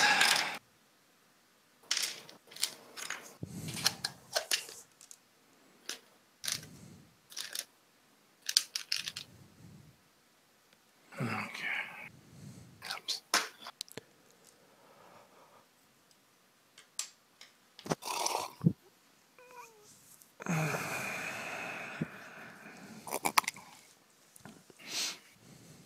All right, let me get this part done.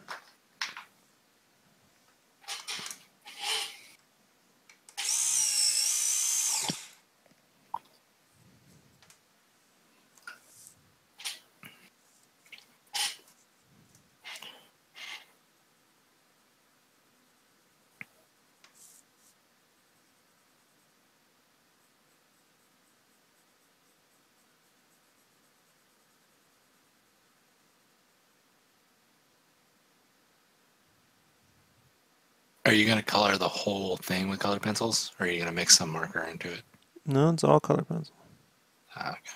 The way I get around some of the coverage is these are clouds. So I'm only going to outline halo the outside, so the inside will be white. Gotcha. See how clever I was? Mm-hmm. No, I'm not using markers. I don't much like the look anymore, man. I don't like dealing with the marker bleed and everything else. What I will be doing in the future, probably for things like backgrounds or coverage, is airbrush, like an airbrush base, just to get coverage, you know. So that's why I got this airbrush in here that's designed for smaller projects like cakes and hobbies. So it's got the air compressor is about the size of a Nintendo DS. So I'll be practicing with that, but not on this piece. I'll have to be on other stuff. Gotcha. I don't normally draw any backgrounds. This guy paid a lot of money. So it's generally just a character floating, you know, and a pose and some color. Like it's not, so Right. not a lot to it. But he spent the moolahs. So here we are. The moolahs. Mm-hmm.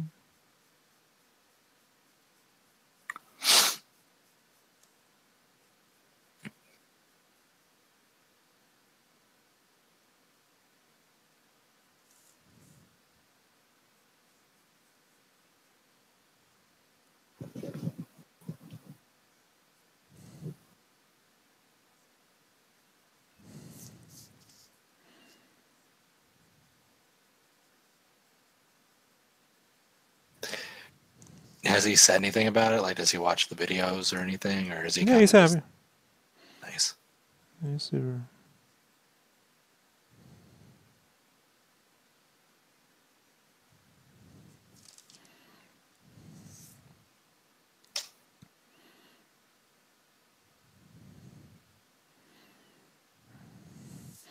Oh, I saw the Crash Bandicoot game came out today. Oh, you mean the port for the Switch? Oh, that's not the. It's been out for a while. No, one came out today. The trilogy. It's been out for a while. That's a port for Xbox and Nintendo Switch. It was exclusive to PS4 for about the past year. Gotcha. So that's not the one. I forget what I'm allowed to say and not say sometimes on the channel. No. It's a port. I don't know how many times I can explain it to you. No, I get. The Insane Trilogy came out. I'm just telling you what it is without talking about anything else, Brandon. Gotcha. Jesus fucking Christ. Yeah, I get it now. So I had to like backtrack, backpedal. It's not that Crash Bandicoot porn we talked about. All right. Yeah. Check it, man. Crash in your pants. Listen, okay. Directly to Pornhub. I clicked on it. I liked it. Okay. And I was a little embarrassed, but of course I had to finish watching it. Can't just start it. Smash that crash.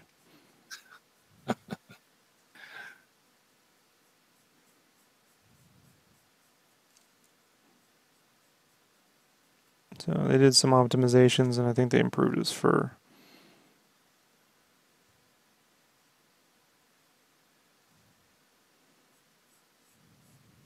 Sorry, Armando, if that makes you uncomfortable.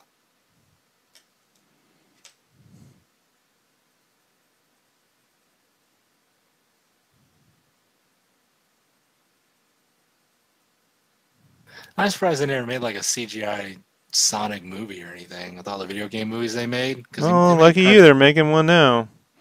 Are they really? That involves him and a detective, James Marsden. Don't even get me started. Are you being serious? Does this sound like something I'd make up? Well, like this? That's what they did with Pikachu, though. Made him a detective. Yeah. I know. Talked about it on the Megavisions podcast last week. I don't know what it is with this turning with this fascination with taking characters that have nothing to do with detective shit and putting them in. I don't know. That's weird.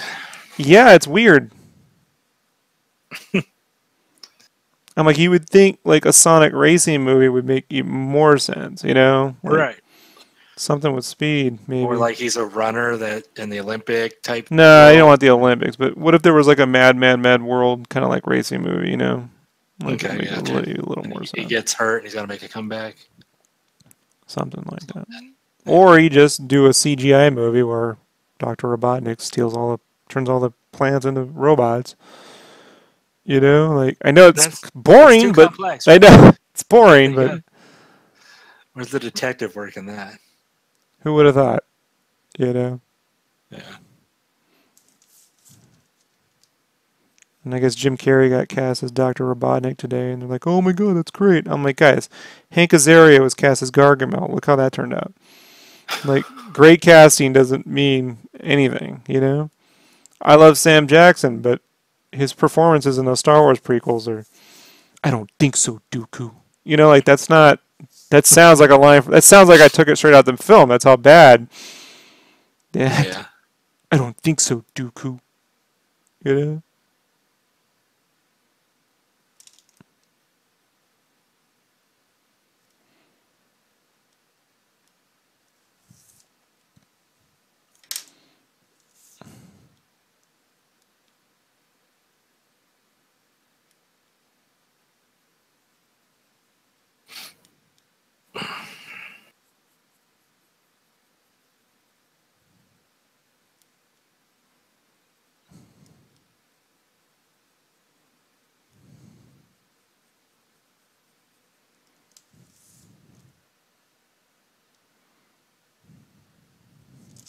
And people are like, "Oh, they ruined Star Wars." I'm like, "I don't think so, Duke." I posted that. I don't think so. You know, like guys, let's go back 20 years. You know, when the Beezereabouts were crazy. Remember that? The what? It's the Jar Jar Binks line, dude, from the Venom. The Beezereabouts are crazy. It's a line. See, people are just selectively forgetting history now. Well, I wasn't even a Star Wars fan. It was pretty good. It's not as bad. No, it's fucking horrible. The Beezereabouts are crazy. That's just one of many lines. Are you an angel? Eh. And people go, they put hell in a Star Wars movie. They talk about hell. Well, first off, they did an Empire Strikes Back, so congratulations for not paying attention. Second of all, these prequelists, as they like to be called, remember when Anakin talked about angels? They're from the moons of Viego, I think.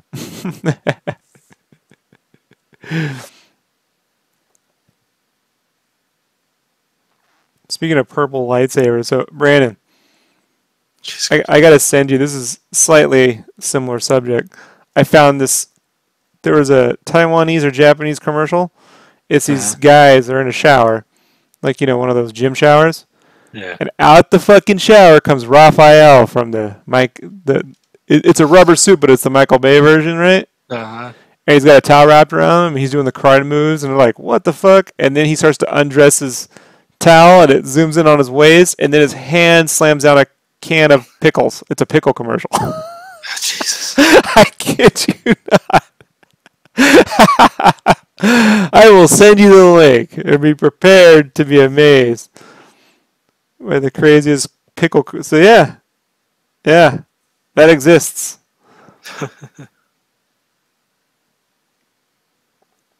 It's real. Well, all right then.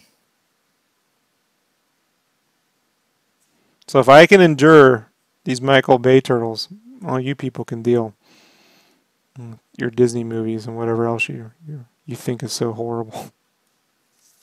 There's bigger problems here.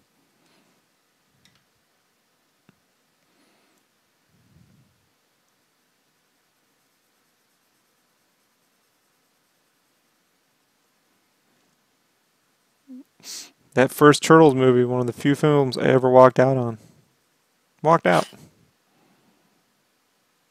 Right The when Michael Bay one. Yeah, right when. Well, I mean, he produced it, but he pretty much directed it. I mean, you know. Yeah. I know he didn't direct it, but he ghost directed it. It's got his fucking fingerprint all over it. And yeah, when Will Arnett makes that heroes in a half shell joke, I just walked out. I'm out. I know exactly when. It's the last I ever seen of it. Shit. I'm like, why is this guy playing the nerd character? Shouldn't Justin Long or someone be playing a nerd character? Shouldn't this guy? Right. Shouldn't Will Arnett? I didn't know who Will Arnett. I didn't know who he was at the time. Other than I think the Lego Movie hadn't come out yet, right? Right, but he's on all tons of stuff. But I don't watch TV, so I can't tell you. And I don't watch those fucking. I don't watch comedy movies. You know, I don't like a lot of American comedies, so I'm like, I know who he was. All I know is he had a real deep voice and he looked like. I'm like, why isn't this guy playing Casey Jones? Yeah, you know, he's like 6'4" too. Yeah, I looked at him I'm like, this guy should be playing Casey Jones. The nerd. Who thought this guy's playing this? You telling me this version of April wouldn't go for that guy? You get the fuck out of here. You know, like this movie. I can buy the Turtles thing. I can't buy that. You know.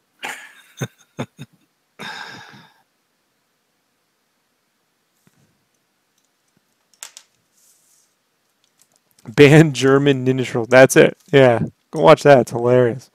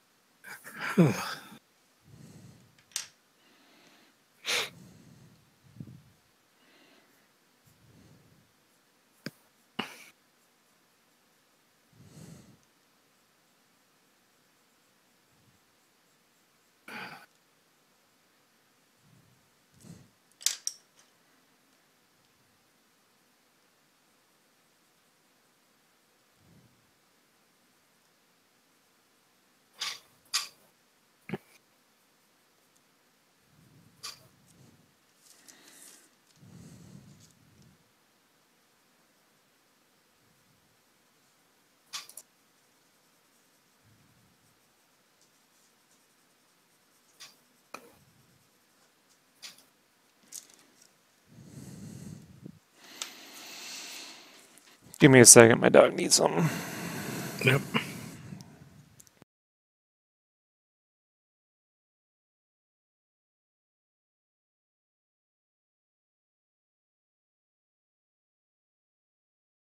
I really don't want any more talk of that comic because it might get me in trouble.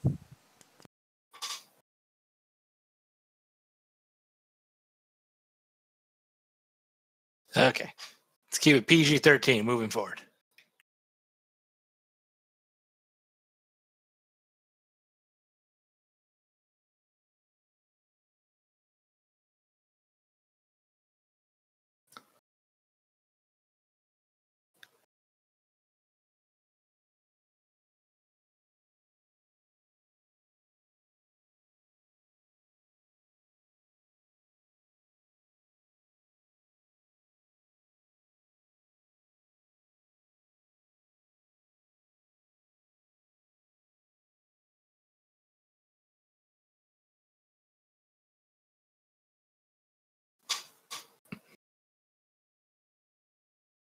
Does Knuckles have the red suit?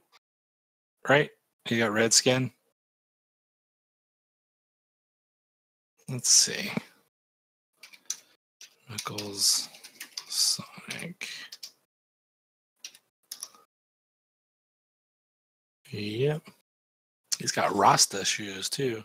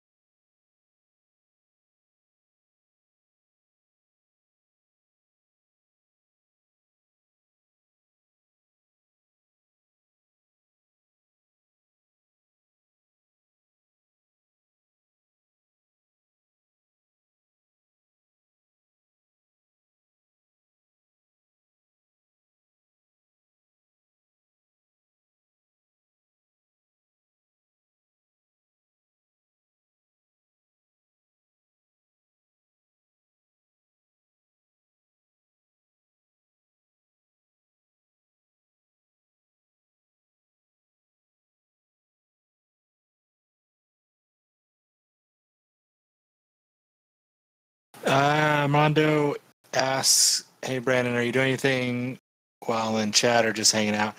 Just hanging out.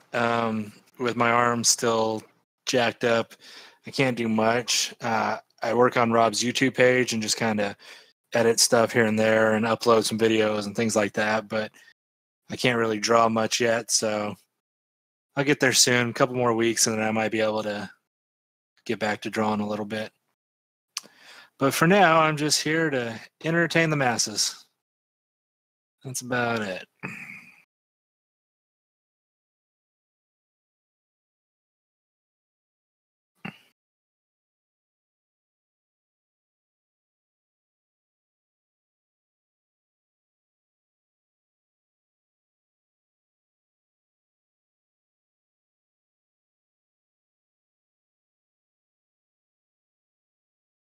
No, no worries.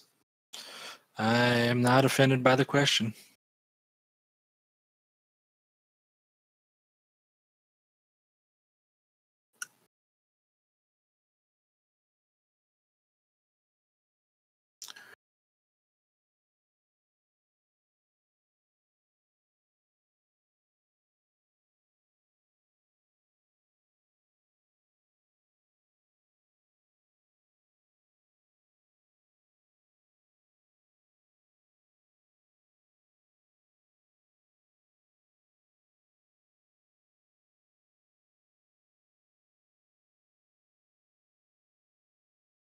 A lot of time, what Rob will do is let's say like this video right now, he's streaming live. So then what happens, what I do, Armando's asking about editing Rob's videos. What I do is it'll go into like a little save folder for YouTube. Then I'll go in and I'll create the thumbnails that you'll see when the videos are in the playlist, or if you go to YouTube on your Xbox, PlayStation, whatever, and you see the thumbnails, I'll create those. I'll type in the names, the information, and I'll do all the tags that you need to find stuff online, Sketchcraft, Artist, Sonic, things like that. So Rob records them, and then they go into the YouTube storage, and then from there, I'll be the one that uploads them. So I determine when videos go live and in what order. So that's why sometimes you'll see I'll post like 3 Sonic videos in a row, and then I'll post one of his Darksider videos. So I just mix it up and post whatever's needed to be posted. Are you answering questions now? Yeah, he was just asking about what I was doing, and I said, since I can't draw right now, what I do with posting your videos and what I do with thumbnails and things like that. So Yep, he posts videos. I'm the video poster. So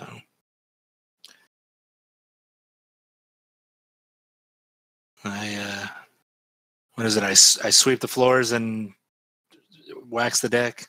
What is it? Would you wax a deck, Brandon? Think about it. Yeah, if it's a wood deck, I would, Rob. 1 to color scenes that have light and would alter the look of the character. How would I do this? They would alter the look of the character. Glazing. Just do a base color for the character. Don't go too dark, and then just lightly go over it with another color, and it will glaze over. Same thing in watercolor. You do like a base color, and then you let it all dry, and then you take a very light wash, and you go over it, and it will tint.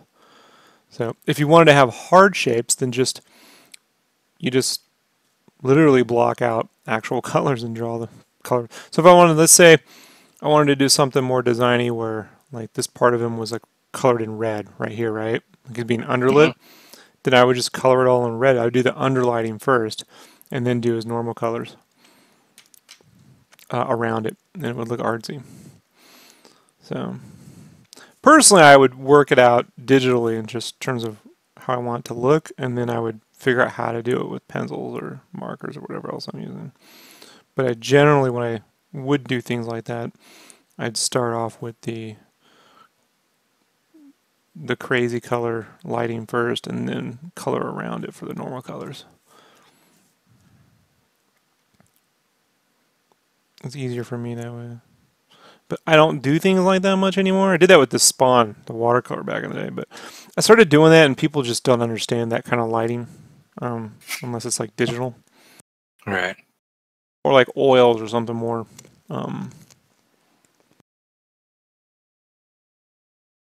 more opaque.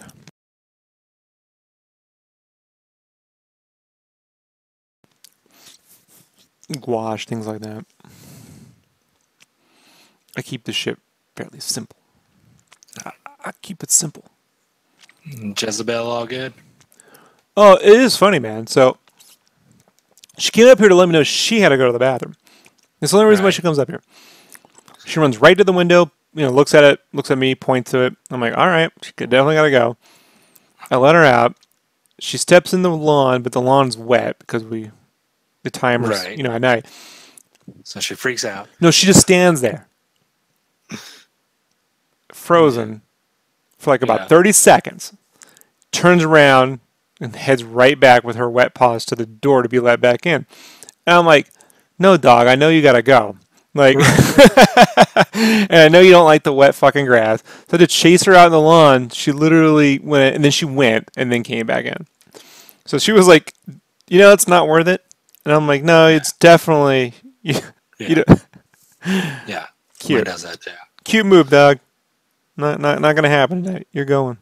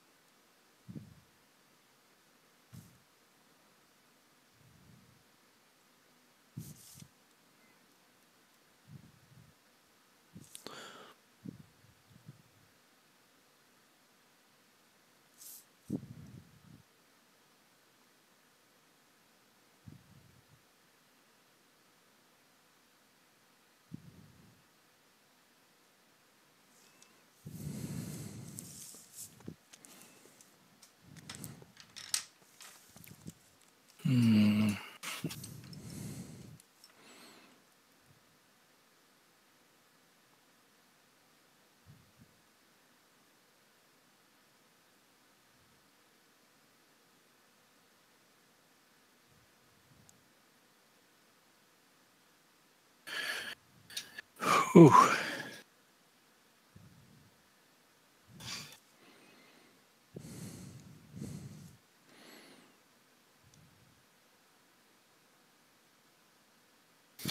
You know, I started hurting, so I take I either got my pain pills, which are like oxycodone, or I have my ibuprofen, and it's like the pain pills don't really help the pain, but they just kind of relax me a little bit, and then They help with the addiction. right, and then I don't What? get addicted to pills. Yeah, 3 months later, No, I'm addicted. no, I'm okay. No, I don't even. As When he I had cracks this, open his 8th Mountain Dew. I don't right, get yeah, addicted. No, I bet I don't get addicted to pills. Sugar, yes, sugar. I'm definitely addicted to sugar. But no, like I take the ibuprofen, they're 800 milligram, and they just, you have to eat. Like I just ate before them, but a little bit. But you got to really, they make me a little dizzy, which they said they will. But A little. yeah, I just get kind of. So just kind of like when I'm like, whew, it just kind of like hit me there for a second. So if you guys hear me crash or fall down or just stop talking for a minute, I'd probably pass out.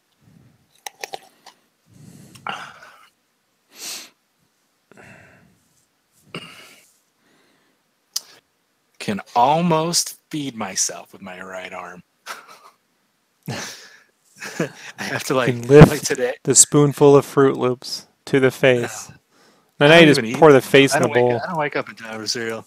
Mm-hmm. That type of cereal. You're like, Yeah.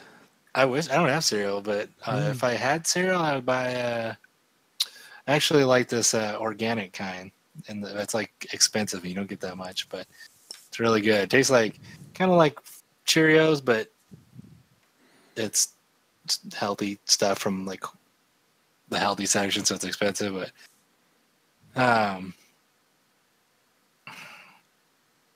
where was I going with all this? I don't know. Oh, I can like lift. So I'll try to feed myself with my right hand, but it won't make it to my mouth. So I gotta like give it a little tip help with my left hand up to my face. Oh shit, Rob, this is crazy. I didn't know this. Armando says, if it isn't obvious, drugs get you addicted. Holy shit. Is that like a true fact? I've seen it on the Netflix. It must be true. No, it's got to be true. It's got to. I think I saw something like that on Twitter about. Hey, on the upside, the Toys That Made Us have been renewed for season 3. Oh, nice.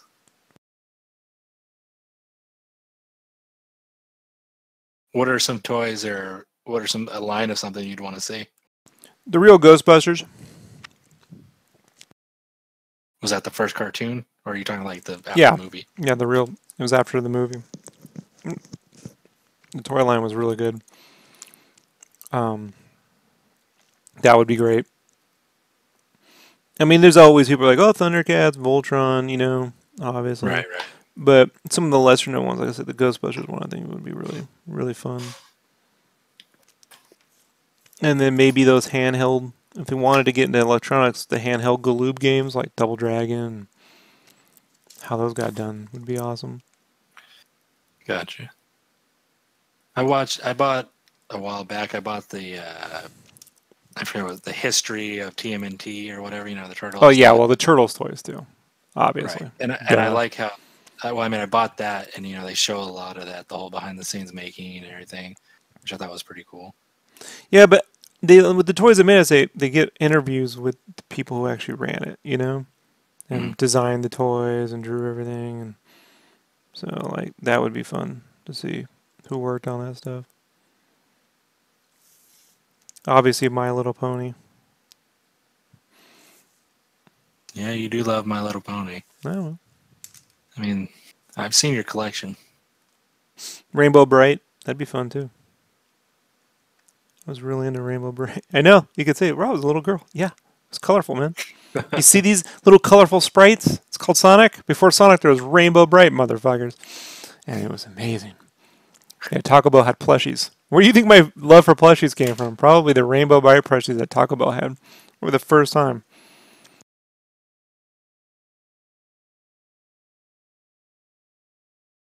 That pen seems to do the job. Oh, the ballpoint, yeah. The zebra, right? Yeah, zebra ball. I mean, any ballpoint will do. I just like the zebras. Zebra or nothing, Rob. Yeah. Gets the job done. Trying to get you some sponsorships here, man. Come on. You Promote can't, that zebra. yeah, sure. You can't get the Copics to work on the color pencils because the wax or the oil or whatever builds up on the nibs. So you need the ballpoint.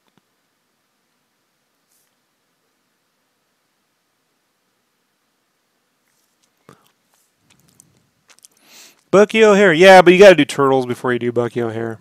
So, because you don't get Bucky O'Hare without the turtles.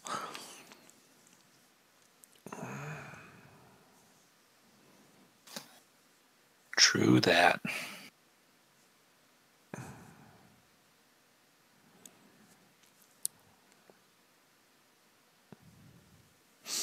Mask, that would be dope too. What you know about Mask, Rob? Crusaders working overtime, fighting crime all the time. Secret Raiders, I don't know the lyrics. Tracker's gonna lead the mission. You could probably, I was gonna say you could probably just make up anything. Most people won't know anyway. Oh, that's how you operate, Brandon. I tell people when I don't know shit. That's the difference between you and me. I don't try to pass it off like I know some shit when I don't know it. Oh, cool.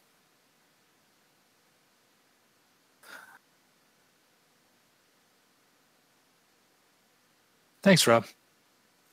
I've yelled at you for doing that, so it's true. Told you, don't fucking talk to me about like you know some shit when you don't know some shit. Say you don't know it. Because you were it was something you were like agreeing with me, but then you're like, well, I didn't know what you're talking about. I'm like, then why did you agree with me? I thought you knew what I was talking about. It was some Japanese thing. Yeah, well, it pissed me off to no end. Yeah. Now that I'm really pissing me off. Because sometimes you just go and you go and you go, and then I don't want to like interrupt you in the middle of like story time, so I just go, yeah, definitely. So okay, well, you can always text me, hey, I don't actually know what you're talking about. And I can call you. But when you're on the roll, you know, I'm not gonna be like trying to kill the vibe of the story mode. No, these were directions. No, you were talking about some movie or director, and I was just like, yeah. That's one of many times, but I yelled at you over directions for a project, and you were acting like you knew and you didn't. That's what the argument was about. It wasn't about. Maybe I thought I knew. No, that wasn't the argument. Yeah, well, there's been a lot of them. Won't be the last. Definitely wasn't the first.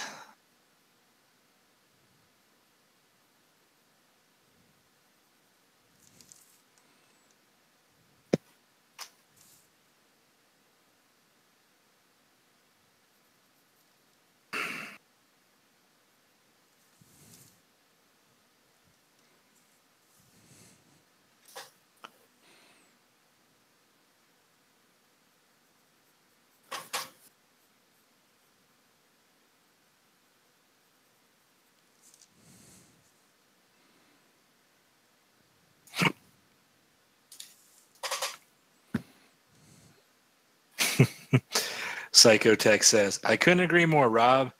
What were you talking about? Yeah. Well, that's the other thing. I don't repeat myself. So, luckily, this is all recorded. You can go back, timestamp it, and re-listen to it. And if you think I'm being funny for this cast, how many times have I told you, Brandon? Well, luckily, you can go back to that stream and go listen. Many times. He's made me do that. Yeah, I have. This is why I record everything. I don't remember what I did. I don't remember. If I don't do color pencils for like 3 months, I'll have to come back and watch these videos. The only reason why I've upgraded this equipment, you know, got better lighting, got this camera so I can get it real close to the art, is just, and I put up all the steps unedited, is because I need to be able to go back and remember what the hell it is I did.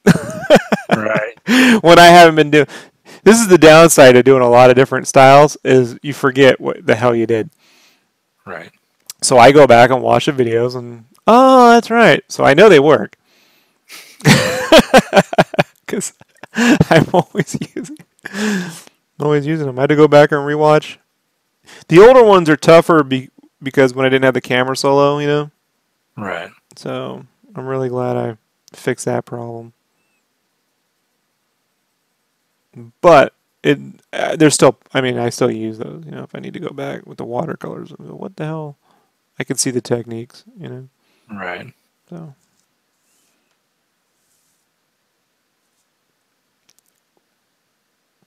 Oh, I know it was a joke, Psycho. Then I launch into an actual real world. Right. Then you got to get all serious on us, Rob. Jeez. Dropping knowledge.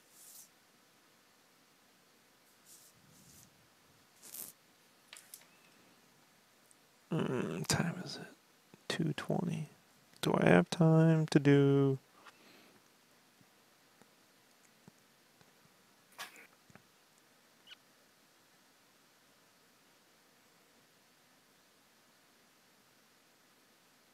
I may as well. I'm already behind on other work.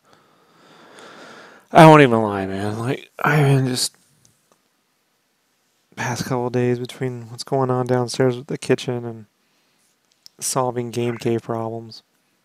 Right.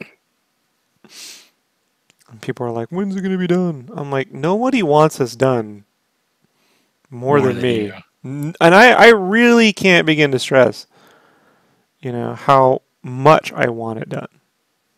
So we're gonna do a update. I gotta do a Power Prints update, and I gotta do a Game Cave update with Jess Monday.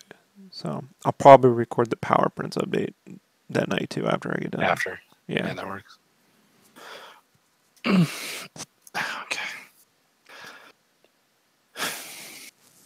Tomorrow I gotta go see Joe Rogan. Live? Yeah, live. On the internet, right? I could just watch that right No, now.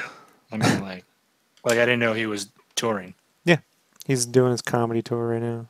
So. Oh, okay. I saw like a stand-up thing just the other day. It was like on Comedy Central about like getting high before you fly or something, but I didn't know if that was him on tour or pre. But I mean, it was probably... No, he's not. It's old. He's not. The tour, he goes, he uses the Louis C.K. model where, you know, he works out a bunch of stuff locally at the clubs. And then when he has a set put together, he goes on tour. And at the end of the tour, he records a Netflix special and then deletes all of his fucking material and starts over. So, like, that's the Louis C.K. model, and that's Joe Rogan does that. And so. I was watching a couple episodes of him. I watched him with Steven Tyler. That was interesting. Steven Tyler's the fuck out there, bro. Yeah, Steven, he was talking about, just, it was funny, he was trying to really get Steven Tyler to reminisce about past like drug stories, and Steven Tyler's clean now, and like he was real reluctant, but Joe's so good at, he does it so nonchalant to get people to open up to him. It's like so good. Well, that's why he was perfect on Fear Factor. Yeah. Because he could get any one of them to fucking eat live beetles. You know what I mean?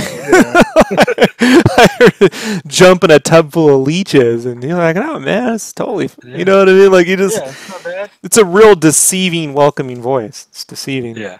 You know. And he's just so chill about it. He's like, if you want, yeah. And then Steven Tyler just starts talking about 100%, these benders and 100%. Yeah. 100%. 100%. Good stuff.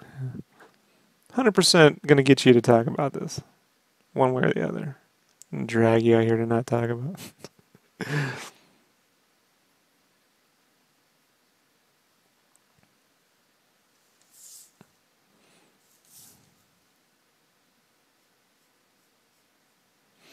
And I feel like it's a way I can support the show, you know.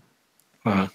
I mean, his comedy's fun. It's, he's not going to be like, oh my god, greatest comedian ever. It's good. It's just good, solid stuff, you know. Right. But it's all the other shit that gets into the show that I love.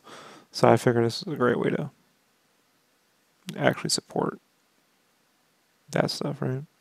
Mm-hmm. So.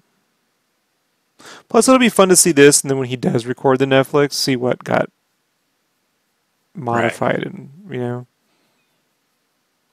and like worked on over the months. So I'm looking forward to that.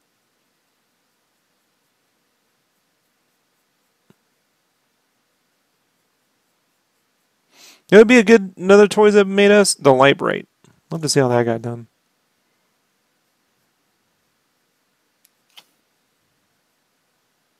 Yeah.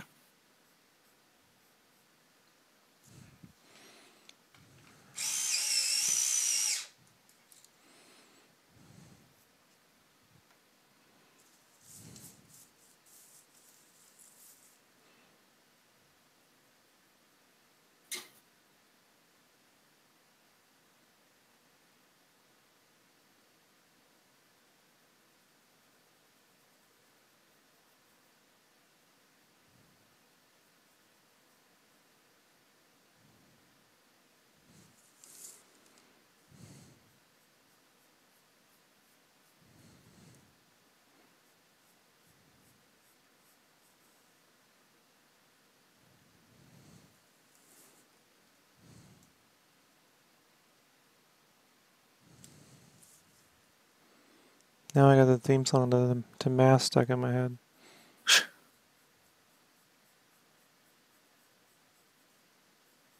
Do you need me to sing some Will Smith to you?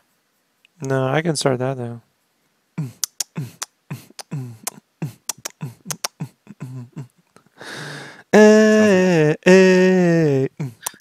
Sounds like you're eating.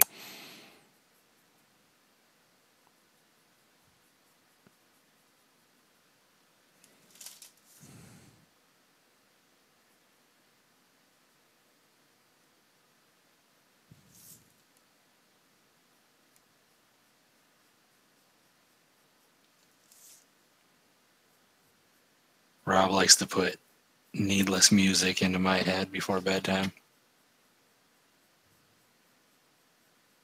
And that is 100% true. No one hates it more than my wife. He's like, hey, listen to this. And I'm like, no. And you're like, yeah, just watch it real quick. Come on, man. Just do it. And then I have to say yes because dictatorship. And then it's just some dumb song that's in my head all night. And I'm like, bed trying to sleep. And it's just like, hey, switch. Yeah, I'm Will Smith. My wife hates it because when we're watching the Schmodown, someone will ask a question, and then I know where I just blur out a lyric to a song I want stuck in her head. She goes, "Why did you?" And then 3 questions later, she goes, "God damn it!" Like, she can't hear the show now. It's got nothing to do with what they're saying. I just like to do that. Like, of course. Like they'll be like, in this, what movie did what movie involved the finale with Super Mario Brothers 3? She's thinking in her head, "Oh, it's the wizard," and I just shout out, "Sit back and you hear a tale of a faithful." And she's like, "You motherfucker!" Board this tiny ship, Mm-hmm. I'll just yell 3-hour tour, and I won't even do the lyric. I'll just yell 3-hour tour,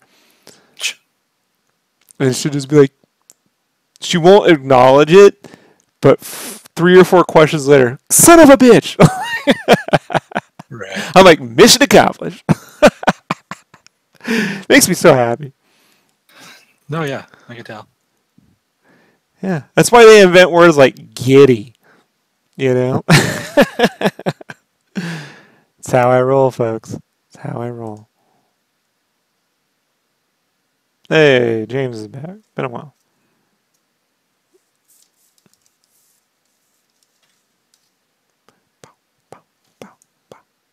No, not Seth Rogen. Joe Rogan.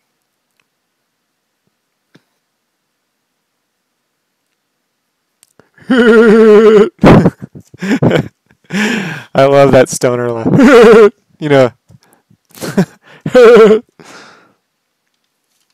So much better when you do it.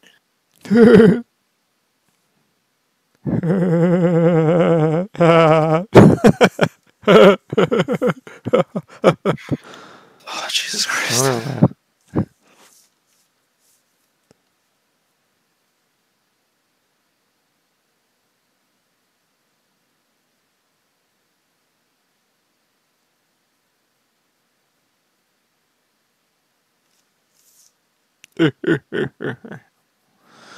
Yeah.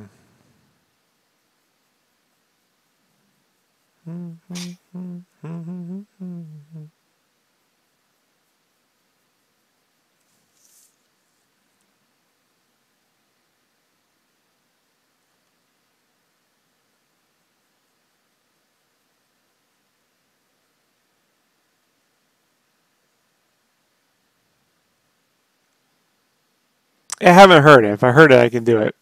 Every now and then, when I'm listening to Stern, they replay the Seth Rogen laugh. I can do it flawlessly, but I haven't heard it in like 6 months, man. But it's that clear stoner laugh. Oh yeah. Kevin Smith has it now. They all get it. It's hilarious.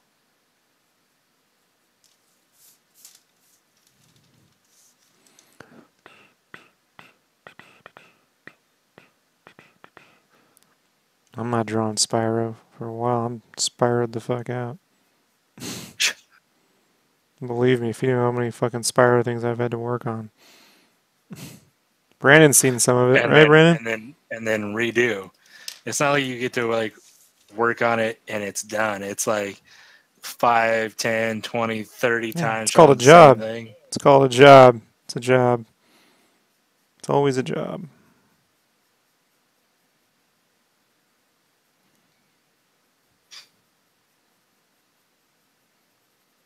And that's one of the many reasons, probably the most primary reason why I do my own versions of these characters, because I'm just so tired of working on approvals.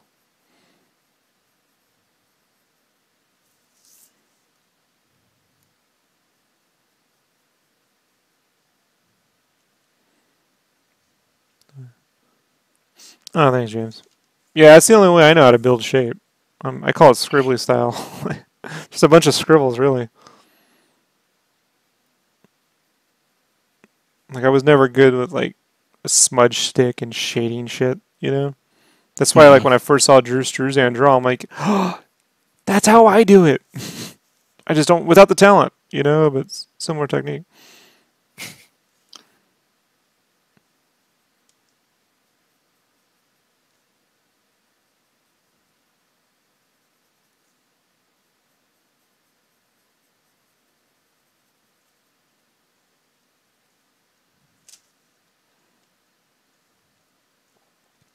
Yeah, without trying to draw fur, which I would hate to do. Imagine little furs. Doot, doot, doot. Yeah. Right. Look like a koosh ball, you know? Doesn't work. Yeah.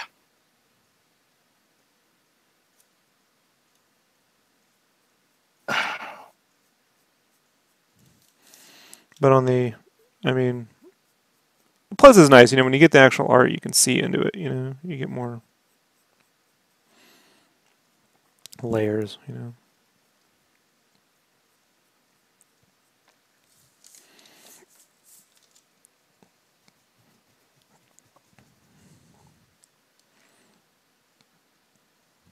And the color pencils are sketchbook proof, sketch cover proof. You know those real shitty sketch covers you hate? Mm-hmm. Yeah, they work great with color pencil. So I did all my tests on those covers, just so I knew if I ever got stuck with one of these Right. covers, I can. I actually preferred that paper. I've been trying to find that waxy paper. If any of you people out there can find me that paper stock, I will. I will buy it all up. What do you mean, you people? What do you mean, you people? Everyone, not Rob. How about that? It's how it's me versus the world, Brandon. That's how I see it. Oh, I was just thinking of Tropic Thunder. Oh yeah. What do you My mean, wife you can't people? couldn't finish the movie. It's too violent. Oh, it's so I know. I tried to, but you know when they blow his hands off. good. Yes. Even though it's a scene, and you know she just can't. I was trying to get to the panda scene. Just I figured she'd definitely quit by then, but Yeah. I tried. Uh,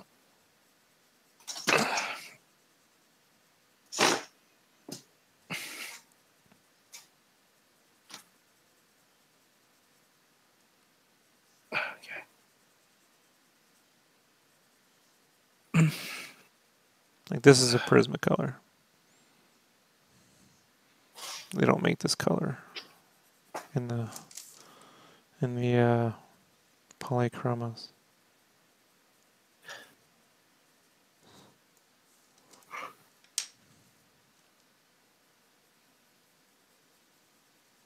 I'm trying to keep that little highlight, but make sure I still got blue in there. It's annoying.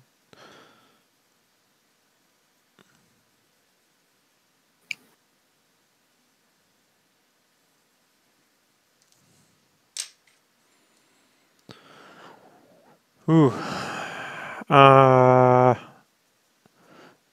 Any tips? Nope.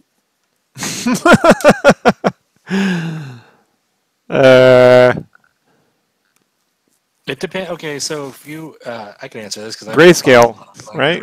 What?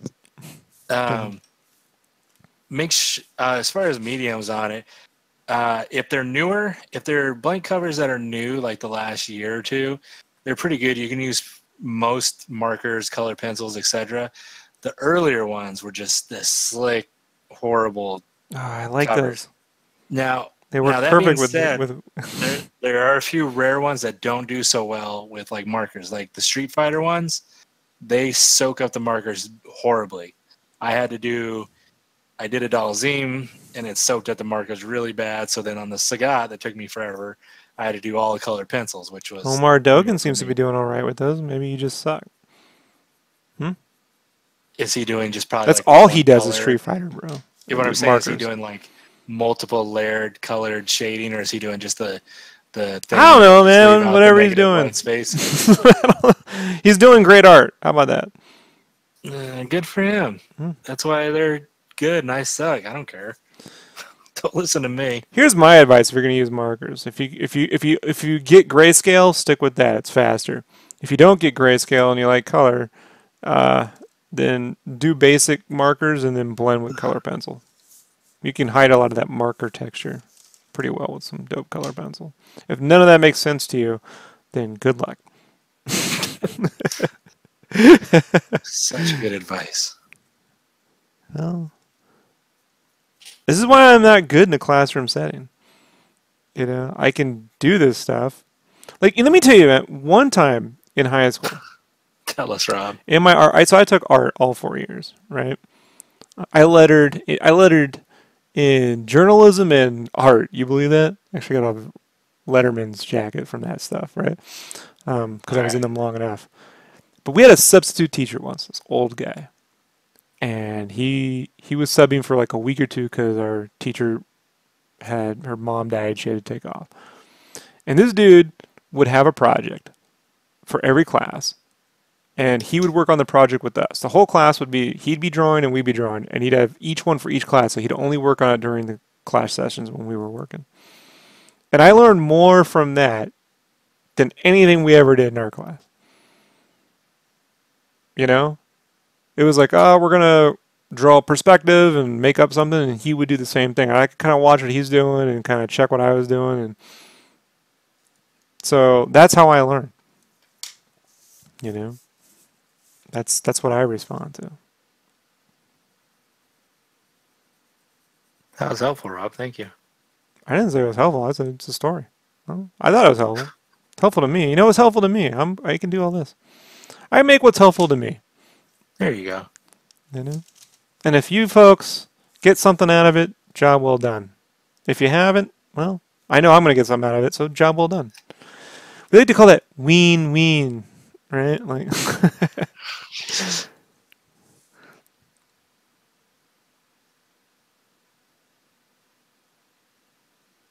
it's a quote from that anime about making anime.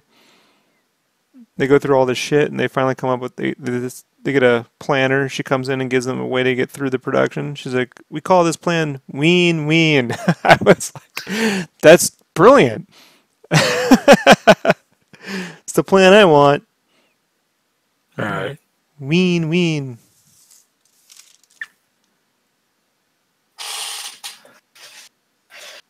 Color pencils and painting are the only things that make me happy right now in terms of traditional art. So that's why I'm doing it. They make me happy. When skies are gray. I'm going to be doing some painting in another month or so, too. You know that, Brandon? I did not. Do some painting. We're going to do some painting on, can you guess it? Our bodies. God, no. I hate skin. I don't put still lotion on the skin. I fucking hate touching people. Ugh. You've seen that, right? Yeah. You put your hand on me once, and I was like, me too. I didn't mean to make a rape joke. I'm just saying I really feel violated when people I don't know touch me. Freaked out. Yeah, And it was I just literally did. Like his arm to wake him up. Yeah. Not like in a joking way, like in a literally get your fucking hand off me. Yeah, I'll never touch Rob again. Yeah. I don't do I well learned with my it. lesson. I don't do well with it. But no, I'm going to paint on wood. I'm going to do wood, painting on wood. Now you're probably wondering, why paint on the wood, Rob? Why, Rob? Yeah, a couple reasons. Tell us. Well, really the only one that I'm care much to share is I have a plan over the years, and it was eventually to put paintings up in places, you know? Okay. And they have to be large because, you know, it's how fucking people react to shit. And the only thing I'm interested in putting, if you can't do large, it has to be on something that seems artistic. And wood seems to be the closest to painting on those tonal backgrounds I like painting on or coloring on, like when I was doing the Rick and Morty or the craft paper. So, Okay. and when you lift it, it's heavy, so people think they bought a lot. Little trick, folks. Make people feel like they bought a lot. It's the same painting I normally do on paper, but you do it on the wood, and then they go, wow, that's like important. So stupid. But that's how people are. So it's going to be my thing, painting on wood. You're going to see it here, folks. I'll get it all set up. So I got a bunch of test stuff coming this week. I'll spend a month or two fucking around with it. At some point, we'll be painting wood or on wood. Two ways, transparent and opaque. I haven't decided which way I'm going to do it yet, so we're going to try both ways and see what works. Wood. Just so I can take my fucking drawings and go around all the coffee shops near the colleges and get them up on the walls. What will I paint, per se? Probably a Sonic. Probably just hot chicks with, like, you know, flowers on them or something. I don't fucking know. It'll be cartoony. I know that much. Just I see these cats, you know, they're like in their early 20s or late teens, and they just do nothing but, like, do anime geisha faces. And I'm like, I can do that shit. You know, like, fucking not so artistic. When I think about that, I always think, like, that voice in my head is Bender. I could, you know, I wish I could do the Bender voice. The Bender voice is the greatest voice in the history of animation. For me, like, I really believe that's it. I think all animation was leading up to the Bender voice. It's just so perfect. He could say anything, and I will be happy. Right. I will laugh.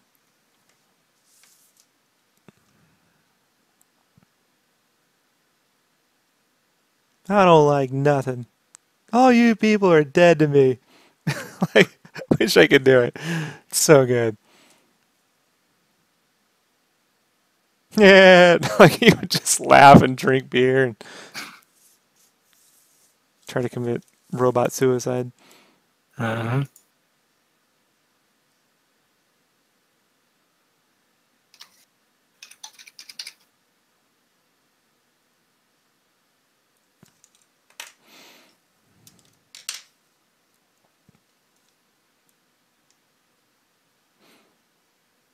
I'm hoping I can sell out. That's my goal. With wood, I think it's possible. That's the dream. It's the dream, guys. It's the dream. It's how I roll. I'm going to do raw wood, unprimed, and then I got some clear gesso. And then I got some iridescent gold stuff that goes over. Stuff. Yeah, I don't know what you'd call it. It's watercolor ground or something. That's what they call it, iridescent gold. Some form of, like, it's like a gesso, but it's a ground that you put on there and it has like a nice tint, but it will give you a surface. So Gotcha. that won't absorb the watercolor in the way the raw wood would. Raw wood would. Yeah, wood. I did my research, Brandon. I believe you. And when it comes to research, you do a lot. I do a lot. I do a lot of research. Figure out what I want to do.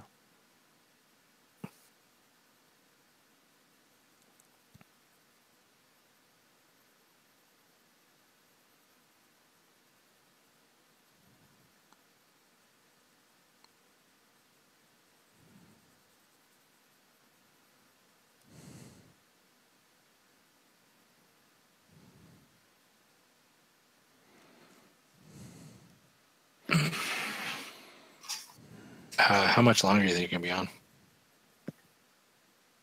Couple minutes. Oh, okay.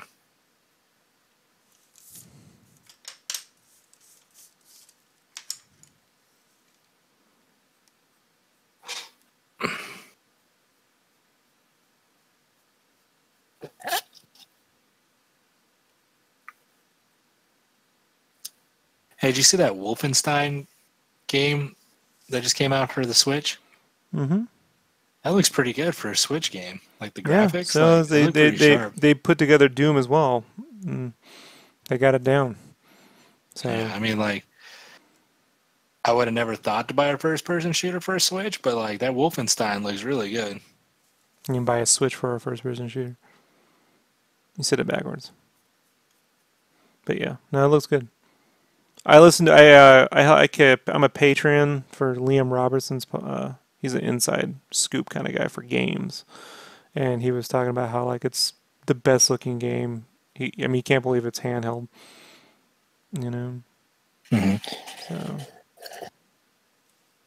but yeah, it's totally awesome. Oh, it's pretty amazing.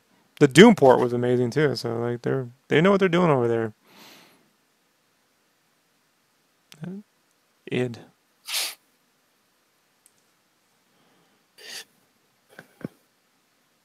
Almost got a PSVR, but I'm holding out for the next generation. So what sold me on waiting was just they don't have analog control attached to the Move controllers. So in order to move, you have to use the buttons on there for movement, and I'm never doing that. So Yeah, that's weird. yeah. So That's just unnatural. every other limitation I can handle, but that I'm like, nah, I can't do that. So I gotta wait. Gotta wait for the next generation. And I'm only going console for VR if I can because I'm not spending $5,000 on a rig. Yeah. And kiss my ass.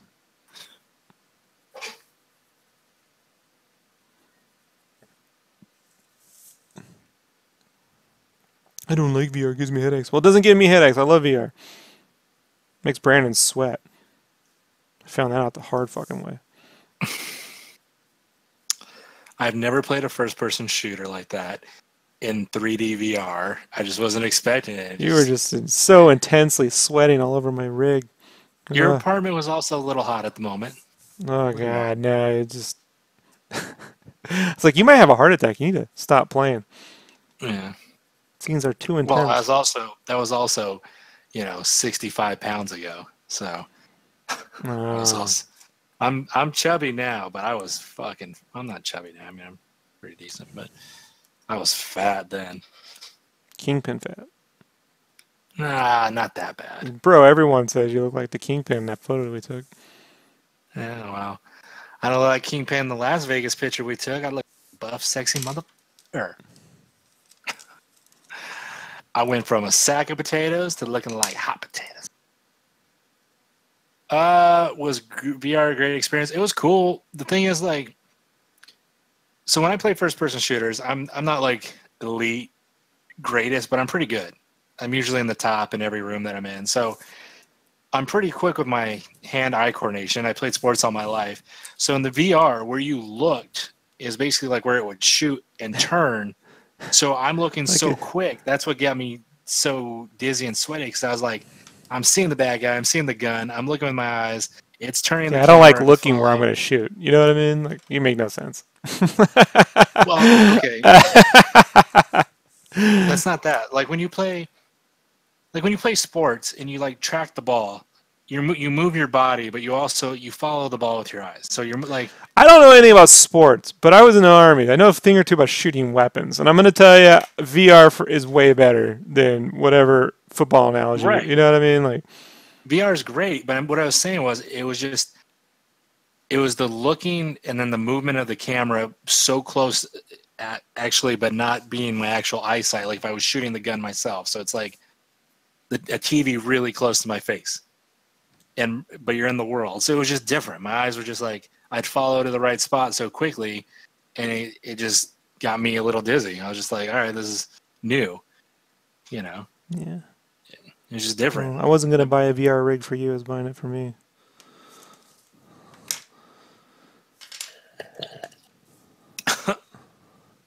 Have you shot a weapon on VR? Yeah. Dude, many times. I love it. You know, here's the thing too, right? I was playing this VR rig at E3, completely wireless, no cables, and they had a minigun that was completely weighted and vibrated. Like, geez. Terminator 2, bro. Huge, bro. And I was just like waxing fucking robots. It was the best, man. I did it twice. It's awesome. And they have one at in Vegas. They're opening up for Star Wars. Right now it's at Disneyland, and there's another one that they opened up in LA somewhere as well. The Star Wars. There's a Secrets of the Empire VR experience. It's $30 for 30 minutes. You put on a backpack. You feel the heat. You're stormtroopers. You run through. You shoot shit. It's fucking amazing. Now I don't want to get into ether right now. All right, everybody, I gotta roll. It's late enough. We did about 3 hours. Got most of his hair done. So the only other blue I gotta get done is his legs and torso, and then all of his blue is done. So I won't be touching this again until Monday. So we will continue Monday morning. Monday morning, I'll be back, and we'll work on that. So I got to work on freelance all weekend. Freelance all weekend. So I won't be streaming this weekend. I got to get caught up. So I'll be back Monday with this and Monday with Darksiders and everything else. So I might stream Sunday night Darksiders. If I have to record podcast Monday night I might have to work on Darksiders. So I can make up the difference in time. So there we go. Let's zoom out a little bit. Whoa. Later, Armando. Later, James. Adjust the focus. There. Later, Psycho. Bunting. Garland. Everybody for hanging out. Everybody hanging out. Talk to y'all later. Hey, everybody. If you really want to support the show, please just like and comment below. It actually helps with YouTube's algorithm. So it's free. Doesn't take anything but clicking the like button and leaving comments. The more comments, the better. Just, it helps. All right, everybody, I'm out of here. Peace. Bye.